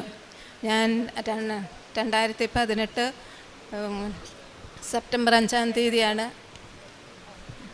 സെപ്റ്റംബർ 5 തീയതിയാണ് ഇവിടെ വന്ന് ആദ്യമായി ഉടമ്പടി എടുക്കുന്നത്. ഇവിടെ വരാനുള്ള സാഹചര്യം എൻ്റെ അടുത്തുള്ള ഒരു സഹോദരി മുഖേനയാണ് ഇവിടെ വന്ന് ഉടമ്പടി എടുത്തത്. ഞാനിവിടെ വന്ന് ഉടമ്പടി എടുക്കുന്നത് മക്കൾക്ക് വേണ്ടിയായിരുന്നു ഇവിടെ വന്ന് ആദ്യമായി ഉടമ്പടി എടുത്തത്. അത് മൂത്ത മകൻ ടോണിക്ക് പിന്നെ എന്നും പനിയും ചുമയും വരുമായിരുന്നു. ഞാൻ ഉടമ്പടി എടുത്ത് പുതുക്കിയതിന് ഉടമ്പടി എടുത്തു കഴിഞ്ഞ് 1 മാസം കൂടി അവന് പനിയും ചുമയും ഉണ്ടായി. പിന്നെ ഇതുവരെയും അങ്ങനെ ശക്തിയായിട്ടുള്ള പനിയും ചുമയും വന്നിട്ടില്ല, വന്നു പോകും, അത്രയേ ഉള്ളൂ. പിന്നെ 9 വർഷമായിട്ട് ഞങ്ങളുടെ സഹോദരങ്ങൾ തമ്മിൽ ഭയങ്കര പിണക്കത്തിലായിരുന്നു. 4 സഹോദരങ്ങളുണ്ട്, 4 സ്ഥലത്തായിരുന്നു. പിന്നെ ഞങ്ങൾ 2 സഹോദരന്മാരെ ഞങ്ങൾ വിവാഹം ചെയ്ത് അയച്ചതാണ്. അപ്പം ഞാൻ ഈ നിയോഗം ഉടമ്പടിയിൽ വെച്ചിരുന്നു. അപ്പം ഞാൻ ഉടമ്പടി വെച്ച് 6 മാസം തികയുന്നതിന് മുമ്പ് തന്നെ സഹോദരങ്ങൾ തമ്മിൽ സ്നേഹത്തിൽ ഒന്നാവുകയും ഇപ്പോഴെല്ലാവരും സ്നേഹത്തിലാണ്. ഞങ്ങളെല്ലാവരും സന്തോഷത്തോടു കൂടി കഴിയുന്നു. പിന്നെ സഹോദരിക്കൊരു ഭവനമില്ലായിരുന്നു. അവർ വസ്തു വിറ്റാണ് ഭവനം പണിതത്. അത് ഭർത്താവ് ഭയങ്കരം കുടിയായിരുന്നു. അപ്പം എന്നോട് പറഞ്ഞു, ചേച്ചി പോകുവാണെങ്കിൽ ഈ ഉടമ്പടിയിൽ എൻ്റെ വീടിൻ്റെ നിയോഗം കൂടി വെക്കണമെന്ന് പറഞ്ഞു. അങ്ങനെ ഞാൻ വെച്ചു. അപ്പം അവരുടെ 6 മാസം കൊണ്ട് അവരുടെ പെരപണി പൂർത്തിയാക്കി കിട്ടി. പിന്നെ പിള്ളേർ ഇവർ 2 പേരും മൂത്തവൻ ഓട്ടോമൊബൈലാണ് പഠിച്ചത്. അത് ആ സാക്ഷ്യം അവൻ പറഞ്ഞുകൊള്ളും. ഇളയ മകൻ ടീനു, അവൻ ഹോട്ടൽ മാനേജ്മെൻറ്റാണ് പഠിച്ചത്. അപ്പോൾ അവനത് പഠിച്ചിട്ട് എങ്ങും ഇൻ്റർവ്യൂവിന് വിളിച്ചില്ല. അപ്പം അങ്ങനെ ഞങ്ങളിവിടെ വരുന്നതിന് മുമ്പ് തന്നെ പ്രാർത്ഥിച്ച് ഇരുന്ന് അങ്ങനെ കർണാടകയിൽ ഒരു ഹോട്ടലിൽ ഇൻ്റർവ്യൂ കിട്ടിയിട്ടും അവിടെ ഭയങ്കര പാടായിരുന്നു. അപ്പം അവൻ ഇൻ്റർവ്യൂവിന് കയറി, അവർ കൂട്ടുകാരൊക്കെ കൂടെ ഒന്നിച്ചാണ് പോയത്. അവിടെ ഇൻ്റർവ്യൂവിന് കയറി കഴിഞ്ഞപ്പം അവിടെ ഭയങ്കര പാടായിരുന്നു. ഇവരവിടെ നിന്ന് നിർത്തി പോരാനായിട്ടൊക്കെ പ്ലാൻ ചെയ്തതായിരുന്നു. അപ്പം അങ്ങനെ ഇരിക്കുമ്പോഴാണ് 2018 വെള്ളപ്പൊക്കം ഉണ്ടായത്. വെള്ളപ്പൊക്കം ഉണ്ടായി കഴിഞ്ഞ് ഹോട്ടലിൻ്റെ ഒരു ഭാഗം മൊത്തം ഫുള്ള് പോയി. അപ്പോൾ ഇവരോട് പറഞ്ഞു, നിങ്ങൾ പോയിക്കോ, ഞങ്ങൾ വിളിക്കാമെന്ന് പറഞ്ഞു. പിന്നെ ഇവർ പിന്നീട് വിളിക്കുന്നത് 3-4 മാസം കഴിഞ്ഞാണ്. 3-4 മാസം അല്ല, 5 മാസത്തോളം കഴിഞ്ഞാണ് വിളിക്കുന്നത്. വിളിച്ച് കഴിഞ്ഞിട്ട് അവരെ ട്രെയിനിങ്ങിന് കയറ്റി. ട്രെയിനിങ് ആ മാസം കൂട്ടി, ആദ്യമേ ചെയ്തത് കൂട്ടി 6 മാസം പൂർത്തീകരിച്ചു. അവർ അവിടുന്ന് ഇറങ്ങി. അത് കഴിഞ്ഞ് ഞാനിവിടെ 4ാമത്തെ പുതുക്കലിന് വരാനായിട്ട് തയ്യാറെടുത്ത് നിൽക്കുമ്പോഴായിരുന്നു കോവിഡിൻ്റെ സമയം. പിന്നെ വീട്ടിൽ നിന്ന് വിട്ടില്ല. കോവിഡാണ്, എല്ലായിടത്തും ആകപ്പാടെ പ്രശ്നമാണ്, അതുകൊണ്ട് പോകണ്ടെന്ന് പറഞ്ഞു. അപ്പം ഞാനോർത്തു ഉടമ്പടി ഇവിടം കൊണ്ട് തീർന്നു എന്നാണ് ഞാൻ ഓർത്തത്. പക്ഷേ എനിക്കങ്ങനെ പോകണമെന്നില്ലായിരുന്നത് കൊണ്ട് ഇവിടുത്തെ കാര്യങ്ങളൊന്നും എനിക്കറിയാൻ പറ്റിയില്ല. പിന്നെ 22 കഴിഞ്ഞപ്പോഴത്തേക്കും അടുത്തുള്ളൊരു സഹോദരി പറഞ്ഞു, കൃപാസനത്തിൽ 15 മുതൽ ഉടമ്പടി എടുത്തിട്ടുള്ളവർക്ക് പുതുക്കാൻ അവസരമുണ്ട് എന്ന് പറഞ്ഞു. അങ്ങനെ ഞാൻ 2022 സെപ്റ്റംബർ 9 ഇവിടെ വരികയും ഉടമ്പടി പുതുക്കുകയും ചെയ്തു. അപ്പോൾ പിള്ളേർക്ക് ജോലിയൊന്നും ഇല്ലാണ്ടിരിക്കുമായിരുന്നു. പിന്നെ ആ ഉടമ്പടി പുതുക്കി കഴിഞ്ഞപ്പോഴത്തേക്കും ഞാൻ ആകപ്പാടെ വിഷമിച്ചാണ് ഇവിടെ വന്നത്. അപ്പോൾ കൗൺസിലറോട് കുടുംബത്തിൻ്റെ പിള്ളേരുടെ അവസ്ഥ പറഞ്ഞപ്പോഴത്തേക്കും കൗൺസിലർ പറഞ്ഞു, ഏഷ്യ 22 വചനഭാഗം പറഞ്ഞു തന്നിട്ട് പറഞ്ഞു അത് ചൊല്ലി പ്രാർത്ഥിക്കാൻ പറഞ്ഞു. അതായത് ദാവീദ് ഭവനത്തിൻ്റെ താക്കോൽ അവൻ്റെ തോളിൽ ഞാൻ വെച്ചു കൊടുക്കും, അവൻ തുറന്നാൽ ആരും അടയ്ക്കുകയോ അവൻ അടച്ചാൽ ആരും തുറക്കുകയോ ഇല്ല. ആ വചനം ഞാൻ കൂടെ ചൊല്ലിക്കൊണ്ട് നടന്നു. അങ്ങനെ ഇളയ മകന് കോവിഡെല്ലാം കഴിഞ്ഞ് എറണാകുളത്തെ ഒരു ഹോട്ടലിൽ പല സ്ഥലത്ത് ജോലി അന്വേഷിച്ചിട്ട് കിട്ടിയില്ല. പിന്നെ എറണാകുളത്തെ ഒരു ഹോട്ടലിൽ ചെന്നപ്പോഴത്തേക്കും അവിടെ ജോബ് ട്രെയിനിങ് ആയിട്ട് 3 മാസം അവിടെ വർക്ക് ചെയ്യുകയും പിന്നെ അവിടെ തന്നെ ഒരു വർഷത്തോളം ജോയിൻ ചെയ്ത്. അപ്പോൾ ഞാനിവിടെ വന്ന് വീണ്ടും പുതുക്കി അമ്മയോട് പറഞ്ഞ, അമ്മയത്തിന് എന്തെങ്കിലും ഒരു അമ്മയുടെ ഉടമ്പടിയിലാണ് ഞാൻ അമ്മ പിള്ളേരെ കൈപിടിച്ച് ഉയർത്തണമേ എന്ന് ഞാൻ നിരന്തരം പ്രാർത്ഥിച്ചു കൊണ്ടിരുന്നു. അങ്ങനെ അവിടുന്ന് ഇവിടെ ആലപ്പുഴയിൽ മരാരിയിൽ 6 മാസം, 1 വർഷം കഴിഞ്ഞപ്പോൾ ഇങ്ങോട്ട് പോന്നു. ഇവിടെ 6 മാസം അവനവിടെ ജോയിൻ ചെയ്തു. അതിനിടയ്ക്ക് അവൻ ക്രൊയേഷ്യയിലേക്ക് ഇൻ്റർവ്യൂ ചെയ്തു. ഇതിനിടയ്ക്ക് ഞാനിവിടെ എപ്പോഴും വന്ന് പ്രാർത്ഥിക്കുകയൊക്കെ ചെയ്യുമായിരുന്നു. അമ്മയുടെ കരം പിടിച്ചാണ് ഞാൻ എപ്പോഴും നടന്നുകൊണ്ടിരുന്നത്. അപ്പം അവനങ്ങനെ അവിടെ നിന്ന് ഇൻ്റർവ്യൂ ചെയ്തു. ആ ഇൻ്റർവ്യൂ പാസ്സായി.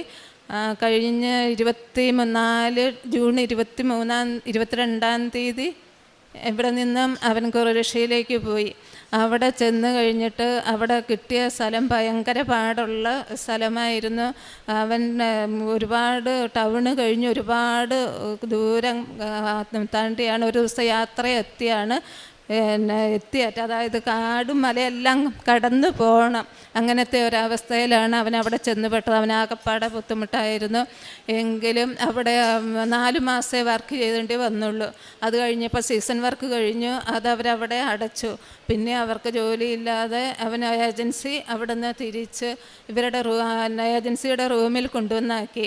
അങ്ങനെ ആക്കി കഴിഞ്ഞപ്പോൾ എന്നോട് പറഞ്ഞ്, ഇനിയിപ്പം ഏജൻസി എവിടെയെങ്കിലും ശരിയാക്കി തരണം, അല്ലെങ്കിൽ നമ്മൾ കണ്ടുപിടിക്കണമെന്ന് പറഞ്ഞു. ഞാൻ പറഞ്ഞു, ഇല്ല, മാതാവുണ്ട്, മാതാവ് ശരിയാക്കി തന്നുകൊള്ളൂ എന്ന് പറഞ്ഞു. അങ്ങനെ ഇരിക്കുമ്പോഴാണ് ഏജൻസി ഇവരോട് പറയുന്നത്, സ്ലോവാനിയയിൽ വേക്കൻസി ഉണ്ട്, മലയാളികളായ നിങ്ങൾക്ക് 3 പേർക്കും അങ്ങോട്ട് ഇൻ്റർവ്യൂ അവിടെ കിട്ടും, അവിടെയെല്ലാം ശരിയാക്കിയിട്ടുണ്ടെന്ന് പറഞ്ഞു. അപ്പം അങ്ങനെ പേപ്പറുകളെല്ലാം ശരിയായി വന്നപ്പോഴാണ് ഡിസംബർ 1 മുതൽ ക്രിസ്മസ് സീസൺ വന്ന് പിന്നെ ജനുവരി ന്യൂ ഇയർ എല്ലാം വന്നു. ജനുവരി 15 കഴിഞ്ഞതിന് ശേഷമേ അവിടെ തുറക്കുള്ളൂ. പിന്നെ അങ്ങനെ അവിടെ തുറന്ന് കഴിഞ്ഞ് വന്നപ്പോഴത്തേക്കും അവിടെ പിന്നെ ഇവരുടെ പേപ്പറുകൾ ശരിയാക്കാൻ തുടങ്ങി. പേപ്പറുകൾ ശരിയാക്കി 1 മാസം കാത്തിരുന്നിട്ടും ഇല്ല. അപ്പോൾ അവർ അന്വേഷിച്ചപ്പോഴത്തേക്ക് പറയുകയാണ്, ഇന്ത്യക്കാരുടെ ഇത് മാത്രം കിട്ടുന്നില്ല, ബാക്കിയുള്ളവരെല്ലാം കയറിപ്പോയി, ഇവർ 3 പേരും പെട്ടുപോയി. അപ്പം ഇനിയിപ്പോൾ ഏജൻസിയോട് ഇവർ ചോദിച്ചു, ഞങ്ങൾ എന്ത് ചെയ്യണം, ഞങ്ങൾക്ക് വേറെ എവിടെയെങ്കിലും ശരിയാക്കാൻ തരാൻ പറഞ്ഞു. അപ്പം ഏജൻസി പറഞ്ഞു, അപ്പം അത് നിങ്ങൾ തന്നെ എവിടെയെങ്കിലും കണ്ടുപിടിക്കാൻ പറഞ്ഞു. അപ്പോൾ അപ്പം ചിലവിനുള്ളതൊക്കെ ഏജൻസി സ്ലോവാനിയിൽ നിന്ന് കമ്പനി വഴി കുറേശ്ശെ ഇവർക്ക് ചിലവിനുള്ളത് കൊടുക്കുമായിരുന്നു. അപ്പം അങ്ങോട്ട് കൊണ്ടുപോകുന്നതുകൊണ്ട്. അപ്പം അങ്ങനെ വന്നു കഴിഞ്ഞപ്പോഴത്തേക്കും ഇവർ 3 പേരും കൂടെ ഒരു ദിവസം നമുക്ക് എവിടെയെങ്കിലും അന്വേഷിച്ച് പോകാമെന്നും പറഞ്ഞ് ക്രൊയേഷ്യയിൽ തന്നെ അവിടെ അന്വേഷിച്ച് പോയി ഒരു ഹോട്ടലിൽ ചെന്ന് വിട്ടു. അവിടെ ചെന്ന് ചോദിച്ചപ്പോൾ ഒരു വേക്കൻസി ഉണ്ട്, എല്ലാവർക്കും കൂടി കിട്ടത്തില്ലെന്ന് പറഞ്ഞു. ഇവർക്ക് ആകെപ്പാടെ നിരാശയായി. അങ്ങനെയായി അവർ 3 ദിവസമാണ് 3 ഇൻ്റർവ്യൂ. 3 പേർക്ക് ഒരു ദിവസമല്ല, 3 പേർക്ക് 3 ദിവസമാണ് അവർ ഇൻ്റർവ്യൂ നടത്തിയത്. ഇവർ പറഞ്ഞു, കുഴപ്പമില്ല, ഒരാൾക്കെങ്കിലും കിട്ടിയാൽ അത്രയും ആയല്ലോ എന്നും പറഞ്ഞുകൊണ്ട് ഇവർ ആ ഇൻ്റർവ്യൂ അറ്റൻഡ് ചെയ്ത് കഴിഞ്ഞപ്പോഴത്തേക്കും ഇവരാണ് ഏറ്റവും അവസാനം ഇൻ്റർവ്യൂ വിളിച്ചത്. മറ്റവർക്ക് 2 പേർക്കും, ഒരു മുസ്ലിമുണ്ട്, 2 പേര് ക്രിസ്ത്യൻസ്. അപ്പം അവർക്ക് ആദ്യത്തെ 2 ദിവസം അവർക്ക് ഇൻ്റർവ്യൂവിന് വിളിച്ചിട്ട് പറഞ്ഞു, ഞങ്ങൾ വിളിക്കാമെന്ന് പറഞ്ഞു വിട്ടു. 3-ാമത്തെ ദിവസമാണ് ഇവന് ഇൻ്റർവ്യൂ. അപ്പോൾ അവർക്ക് ഇൻ്റർവ്യൂ തുടങ്ങുന്നതിന് മുമ്പ് തന്നെ ഇവൻ എന്നെ വിളിച്ചിട്ട് പറഞ്ഞു, അമ്മച്ചി, ആദ്യത്തെ സാലറി ഞാൻ കൃപാസനം മാതാവിന് കൊടുത്തോളാവെന്ന് നേരാൻ പറഞ്ഞു. ഞാൻ പറഞ്ഞു, നീ തന്നെ നേർന്നു, നീയല്ലേ ഇൻ്റർവ്യൂവിന് പോകണം, നീ തന്നെ നേരാൻ പറഞ്ഞു. അങ്ങനെ അവൻ നേർന്നു. 3-ാമത്തെ ദിവസം ഇൻ്റർവ്യൂവിന് പോയി. ആ ഇൻ്റർവ്യൂ അവർ പാസ്സാകി, അവർക്ക് അവനെ ഇഷ്ടപ്പെടുകയും ആ ഇൻ്റർവ്യൂ പാസ്സായി. പിറ്റേ ദിവസം ഇവനോട് പറഞ്ഞു മെയിൽ വിട്ടേക്കാമെന്ന് പറഞ്ഞു. പിറ്റേ ദിവസം തന്നെ ഇവന് മാത്രം മെയിൽ വന്നു സെലക്ട് ആയെന്നും പറഞ്ഞു. മറ്റവർക്ക് 2 പേർക്കും കിട്ടിയില്ല. നമ്മ മാതാവിൻ്റെ ഏറ്റവും വലിയൊരു അനുഗ്രഹമായിരുന്നുവെന്നാണ് ഞാൻ വിശ്വസിക്കുന്നത്. ആ മാർച്ച് 13-ാം തീയതി തന്നെ 24 മാർച്ച് 13-ാം തീയതി ഇവൻ അവിടെ ജോയിൻ ചെയ്തു. ആദ്യത്തെ സാലറി ഇവിടെ അമ്മ മാതാവിന് ഞാൻ നന്ദി പറഞ്ഞ്, ഈ തിരുനടയിൽ വന്ന് നന്ദി പറഞ്ഞ് ഞാൻ അവിടെ ഏൽപ്പിച്ചു. അമ്മ മാതാവിൻ്റെ ഈ ഉടമ്പടിക്ക് നമ്മൾ എടുക്കുന്ന പോലത്തെ രൂപം എനിക്ക് തരികയും ചെയ്തു. അതെനിക്കൊരു വലിയൊരു സന്തോഷമായി. അങ്ങനെ അവന് ആ ജോലി കിട്ടി. അവിടെ തന്നെയാണ് അവൻ ഇപ്പം ലീവിന് വന്നതാണ്. ജനുവരി 2-ാം തീയതി ഇവിടെ ലീവിന് വന്നു, 1-ാം തീയതി പോകും. പിന്നെ അത് കഴിഞ്ഞിട്ട് ആ മാതാവ് വീട്ടിൽ വന്നതിന് ശേഷമാണ് ഞങ്ങൾക്ക് പ്രത്യേകിച്ചൊരു അഭിവൃദ്ധി വന്നത്. അത് കഴിഞ്ഞ് ഞാൻ അമ്മയോട് പറഞ്ഞു, അമ്മ ഒരു ഭവനമാണ് ഞങ്ങളുടെ സ്വപ്നം, ഞങ്ങൾക്ക് അതിനെ അനുവദിച്ച് തരണമെന്ന് പറഞ്ഞു. അമ്മ വീട്ടിൽ വന്ന് 6 മാസം തികയണതിന് മുമ്പ് തന്നെ എൻ്റെ സഹോദരൻ വീട്ടിൽ വന്ന്, ഇപ്പം ഇവന് കല്യാണം ആലോചിക്കാനായിട്ട് വീടില്ലാത്തതുകൊണ്ട്, വീടുണ്ട്, ഞങ്ങൾ കൂട്ടിയെടുത്തതാണ്, വീടുണ്ട്, പക്ഷേ ഇപ്പോഴത്തെ നിലയ്ക്ക് പറ്റത്തില്ല. അപ്പം വീട് ചോകുരുന്നുമുണ്ട്. അപ്പോൾ എത്രയും പെട്ടെന്ന് വീട് പണി നടക്കണം. അപ്പോൾ ഇവൻ്റെ കടങ്ങളൊന്നും തീർന്നില്ലായിരുന്നു. 5 മാസം പെൻഡിങ് ആയിട്ട് നിന്നുകൊണ്ട് കടങ്ങളെല്ലാം ഉണ്ടായിരുന്നു. അപ്പം ഞങ്ങൾ ഇച്ചിരി മമാന്തിച്ച് നിന്നപ്പോൾ സഹോദരൻ വന്ന് വീടിൻ്റെ എസ്റ്റിമേറ്റ് എടുപ്പിച്ചു. അങ്ങനെ വീടിൻ്റെ എസ്റ്റിമേറ്റ് എടുപ്പിച്ചു. ഇപ്പം വീടിൻ്റെ ഏറെക്കുറെ കാര്യങ്ങൾ ഞങ്ങൾക്കായി കിടക്കുകയാണ്. ഈ മാസം അവസാനത്തോടു കൂടി ഞങ്ങൾ പെരപണി ആരംഭിക്കും എന്നാണ് ഞാൻ വിശ്വസിക്കുന്നത്. അമ്മ മാതാവ് ചെയ്ത ഏറ്റവും വലിയ അനുഗ്രഹത്തിന് നന്ദി. അതുപോലെ തന്നെ ഇവന് അവിടെ ജോലിയില്ലാതെ ഇരുന്ന സമയത്ത് കഴിഞ്ഞ മുമ്പിലത്തെ ഈ ക്രിസ്മസ് ലീവിന് ഇരിക്കുമ്പോഴത്തേക്കും അവൻ്റെ മുഖത്ത് മുഴുവൻ കണ്ടമാനം നീര് വരികയും ആ നീര് വന്നിട്ട് ചൊടിയെല്ലാം പൊട്ടി കണ്ണൊന്നും തുറക്കാൻ മേലാത്ത അവസ്ഥയായിരുന്നു. അപ്പം ഞാൻ ഉടമ്പടി തൈലം 2 പേർക്കും കൊടുത്തു വിട്ടിട്ടുണ്ടായിരുന്നു, ഉപ്പും കൊടുത്തു വിട്ടിട്ടുണ്ട്. അപ്പം അവൻ എന്നെ വിളിച്ചു പറഞ്ഞപ്പോൾ ഞാൻ പറഞ്ഞു, മോനെ ഒരു കാര്യം ചെയ്യുക, വിശ്വാസ പ്രമാണം ചൊല്ലി മാതാവിൻ്റെ ഉടമ്പടി തൈലം മുഖത്ത് നന്നായിട്ട് വിശ്വാസ പ്രമാണം ചൊല്ലി തൂക്കാൻ പറഞ്ഞു. അങ്ങനെ 2 പ്രാവശ്യം തൂത്ത് കഴിഞ്ഞപ്പോഴത്തേക്ക് അവൻ്റെ മുഖത്തെ നീരും പാടും എല്ലാം പൂർണ്ണമായിട്ടും മാറി. ഇത്രയും വലിയ അനുഗ്രഹം തന്ന അമ്മ മാതാവിനും ഈശോയ്ക്കും 1000 നന്ദി. എൻ്റെ പേര് ടോണി. ആദ്യമായി ഈശോയ്ക്കും അമ്മയ്ക്കും 1000 നന്ദി പറയുന്നു. ആദ്യമായിട്ട് ഓട്ടോവേലാണ് കോഴ്സ് പഠിച്ചത്. അമ്മയാണെങ്കിൽ 2018 സെപ്റ്റംബർ 5-ാം തീയതി ഇവിടെ വന്ന് ഉടമ്പടി എടുത്ത് 4-ാമത്തെ പുതുക്കലിന് ശേഷമാണ് എനിക്ക് ജോലി കിട്ടിയത്. അതിനു മുമ്പ് ഞാൻ ഓട്ടോമൊബൈൽ എടുത്തിരുന്നു. ഓട്ടോമൊബൈൽ കോഴ്സ് പഠിച്ച് ഞാൻ ട്രെയിനിങ് എടുത്തതിന് ശേഷം പല കമ്പനികളിലും ജോലിക്ക് ശ്രമിച്ചെങ്കിലും എനിക്ക് കിട്ടിയില്ല. അതിൻ്റെ ഇടയ്ക്ക് കോവിഡ് വന്ന് ആദ്യത്തെ ലോക്ക്ഡൗൺ കഴിഞ്ഞ് കഴിഞ്ഞപ്പം പല കമ്പനികളിലും പോയി വേക്കൻസികൾ ചോദിച്ച് എങ്ങും കിട്ടിയില്ല. അതിനുശേഷം ഞാൻ ആ ഫീൽഡ് വിട്ട് പിന്നെ ഞാൻ JCBയുടെ ഓപ്പറേറ്റർ കോഴ്സ് പഠിച്ച് ആ കോഴ്സിലും എക്സ്പീരിയൻസ് എടുത്ത് അതിലും കുറേ ജോലികൾ നോക്കി, എന്നിട്ടും കിട്ടിയില്ല. അതിനുശേഷമാണ് അമ്മച്ചി 4-ാമത്തെ പുതുക്കൽ പുതുക്കിയത്. ആ അതിനുശേഷം നന്നായിട്ട് പ്രാർത്ഥിച്ചതിൻ്റെ ഫലമായിട്ട് എനിക്ക് സൗദി അറേബ്യയിൽ ഡ്രൈവറായിട്ട് ജോലി കിട്ടി. ജോലി കിട്ടിയതിന് ശേഷം എനിക്കവിടെ ലൈസൻസ് എടുക്കണമായിരുന്നു. അപ്പം ലൈസൻസ് എടുക്കാനായിട്ട് ആദ്യത്തെ ടെസ്റ്റിൽ തന്നെ ഞാൻ ഫെയിലായിപ്പോയി. വീട്ടിൽ നിന്ന് എനിക്ക് ഉടമ്പടി ഇവിടുന്ന് ഉപ്പ് തന്നു വിട്ടിട്ടുണ്ടായിരുന്നു, വിശുദ്ധ വെഞ്ചരിച്ച ഉപ്പ്. ആ ഉപ്പ് ആദ്യത്തെ ടെസ്റ്റിൽ ഞാൻ ഫെയിലായി കഴിഞ്ഞപ്പം ആ ഉപ്പ് വെച്ച് ഞാൻ നന്നായിട്ട് പ്രാർത്ഥിച്ചതിൻ്റെ ഫലമായിട്ട് 2-ാമത്തെ ടെസ്റ്റിൽ തന്നെ എനിക്ക് ടെസ്റ്റ് പാസ്സായി. ഞാനിനി ഈ മാസം 29-ാം തീയതി സൗദിക്ക് തിരിച്ചു പോകണം. ഞാൻ ലീവിന് വന്ന സമയത്താണ് ഞാനിപ്പോൾ ഉടമ്പടി എടുത്ത് തീർത്ഥാടന ഉടമ്പടി എടുത്ത് ഞാനിപ്പം ഈ മാസം 29-ാം തീയതി ഞാൻ തിരിച്ചു പോവുകയാണ്. പരിശുദ്ധ അമ്മയോടും ഈ ഉടമ്പടിയിലും വിശ്വസിച്ചുകൊണ്ട് മുന്നോട്ട് പോകുന്നുവെന്ന് ഞാൻ ആഗ്രഹിക്കുന്നു. പരിശുദ്ധ അമ്മയ്ക്കും ഈശോയ്ക്കും 1000 നന്ദി പറയുന്നു. പ്രേക്ഷിത പ്രവർത്തനം എന്ന് പറയുന്നത് ഞാൻ ആദ്യം ഇവിടുന്ന് എനിക്കറിയത്തില്ലായിരുന്നു. ആദ്യമേ പ്രേക്ഷിത പ്രവർത്തനം ചെയ്തുകൊണ്ടിരുന്നത് പത്രം മേടിച്ചു കൊണ്ടുപോയി പള്ളി വഴിയാണ് കൊടുത്തുകൊണ്ടിരുന്നത്. അപ്പോൾ അച്ഛൻ ധ്യാനത്തിൽ പറയുന്നുണ്ട്, നിങ്ങൾ ക്രൈസ്തവ മേഖലകളിലല്ല കൊടുക്കേണ്ടത്, നിങ്ങൾ മറ്റുള്ള പൊതുസ്ഥലങ്ങളിലാണ് കൊടുക്കേണ്ടതെന്ന് പറഞ്ഞു. ഇപ്പോൾ കുറച്ചധികം നാളുകളായിട്ട് ഞാൻ ഓട്ടോ ടാക്സി സ്റ്റാൻഡ് വഴിയും മാർക്കറ്റ് വഴിയും കട വഴിയുമൊക്കെയാണ് ഞാൻ പത്രങ്ങൾ കൊടുക്കുന്നത്. പിന്നെ കാരുണ്യ പ്രവൃത്തി എന്ന് പറയുന്നത് എനിക്ക് ആദ്യം വീട്ടിൽ അമ്മയുണ്ട്, അതുകൊണ്ട് അമ്മ ഇച്ചിരി ചൂടിലാണ്. അപ്പം അമ്മ സമ്മതിക്കത്തില്ല വീട്ടിൽ ഫുഡൊക്കെ കൊണ്ടൊക്കെ കൊടുക്കാൻ. അപ്പം അച്ഛൻ ഒരു ദിവസം ഉടമ്പടി ധ്യാനത്തിൽ പറഞ്ഞു, നിങ്ങൾ കാരുണ്യ പ്രവൃത്തി ചെയ്യുമ്പോൾ പൊതിച്ചോറൊക്കെ കൊണ്ടുപോയി കൊടുക്കണം. അത് വീട്ടുകാരെ പേടിച്ചിരുന്നിട്ട് കാര്യമില്ല, 1-2 പ്രാവശ്യമൊക്കെ അവർ എതിർക്കും, പിന്നീട് അത് കുഴപ്പമില്ലെന്ന്. അപ്പം എനിക്ക് ധൈര്യമായി. അപ്പം അങ്ങനെ ഞാൻ അവിടെ അടുത്തൊരു അനാഥാലയമുണ്ട്, അവിടെ 30 പേർക്കുള്ള ഫുഡ് ഒരു മാസം ഒന്നരാടം ശനിയാഴ്ച വഴി അമ്മയുടെ ദിവസമായ ശനിയാഴ്ച ദിവസം ഞാൻ അവിടെ കൊണ്ടുപോയി ഫുഡ് കൊടുക്കുന്നുണ്ട്. അപ്പം അത് ആദ്യം 1-2 പ്രാവശ്യം എതിർത്തെങ്കിലും ഇപ്പോൾ അവരെ എതിർപ്പാണ്. ഞങ്ങൾ 2 പേര് കൂടിയാണ് ഉടമ്പടി എടുത്ത 2 സഹോദരങ്ങൾ കൂടിയാണ്, ഞാനും വേറൊരു ചേച്ചി കൂടിയാണ് ചെയ്തുകൊണ്ടിരുന്നത്.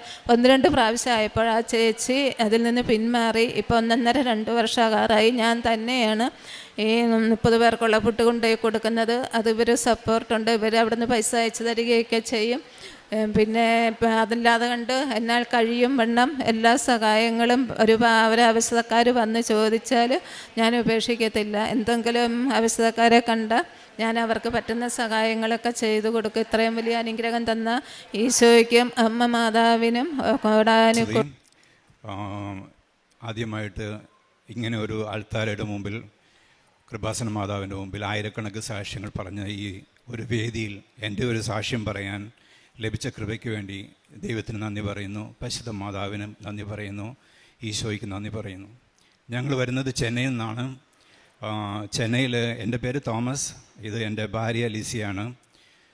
ഞങ്ങൾക്ക് പറയാനുള്ള സാക്ഷ്യം എന്ന് പറയുന്നത്, ഞങ്ങൾ കൃപാസന മാതാവിനെ പറ്റിയും അതുപോലെ തന്നെ ഇവിടെ സംഭവിക്കുന്ന അനേകം അത്ഭുതങ്ങളെ പറ്റിയും നിറയെ യൂട്യൂബിൽ കേട്ടിട്ടുണ്ട്. പക്ഷെ ഞങ്ങൾക്കുണ്ടായ ഒരു അനുഭവം തീർച്ചയായിട്ടും ഞങ്ങളെ സംബന്ധിച്ചോളം വളരെ വ്യത്യസ്തമായ ഒരു അനുഭവമായിരുന്നു. ഞങ്ങൾ ചെയ്യുന്നത് കോൺട്രാക്റ്റ് ബിസിനസ്സാണ്. എന്ന് വെച്ചിട്ടുണ്ടെങ്കിൽ ബിൽഡിങ്ങിലൂടെ അകത്ത് വരുന്ന സർവീസസ് വർക്കുകൾ കോൺട്രാക്റ്റ് മാതിരി എടുത്ത് ചെയ്യുന്ന ജോലിയാണ് ഞങ്ങൾ ചെയ്തുകൊണ്ടിരുന്നത്. അങ്ങനെ ജോലി ചെയ്തുകൊണ്ടിരിക്കുന്ന ഒരു സമയത്ത് ചെന്നൈയിൽ നിന്ന് ഞങ്ങൾ മധുരയ്ക്ക് വരികയും അവിടെ ഒരു കോൺട്രാക്റ്റ് എടുക്കുകയും ചെയ്തു.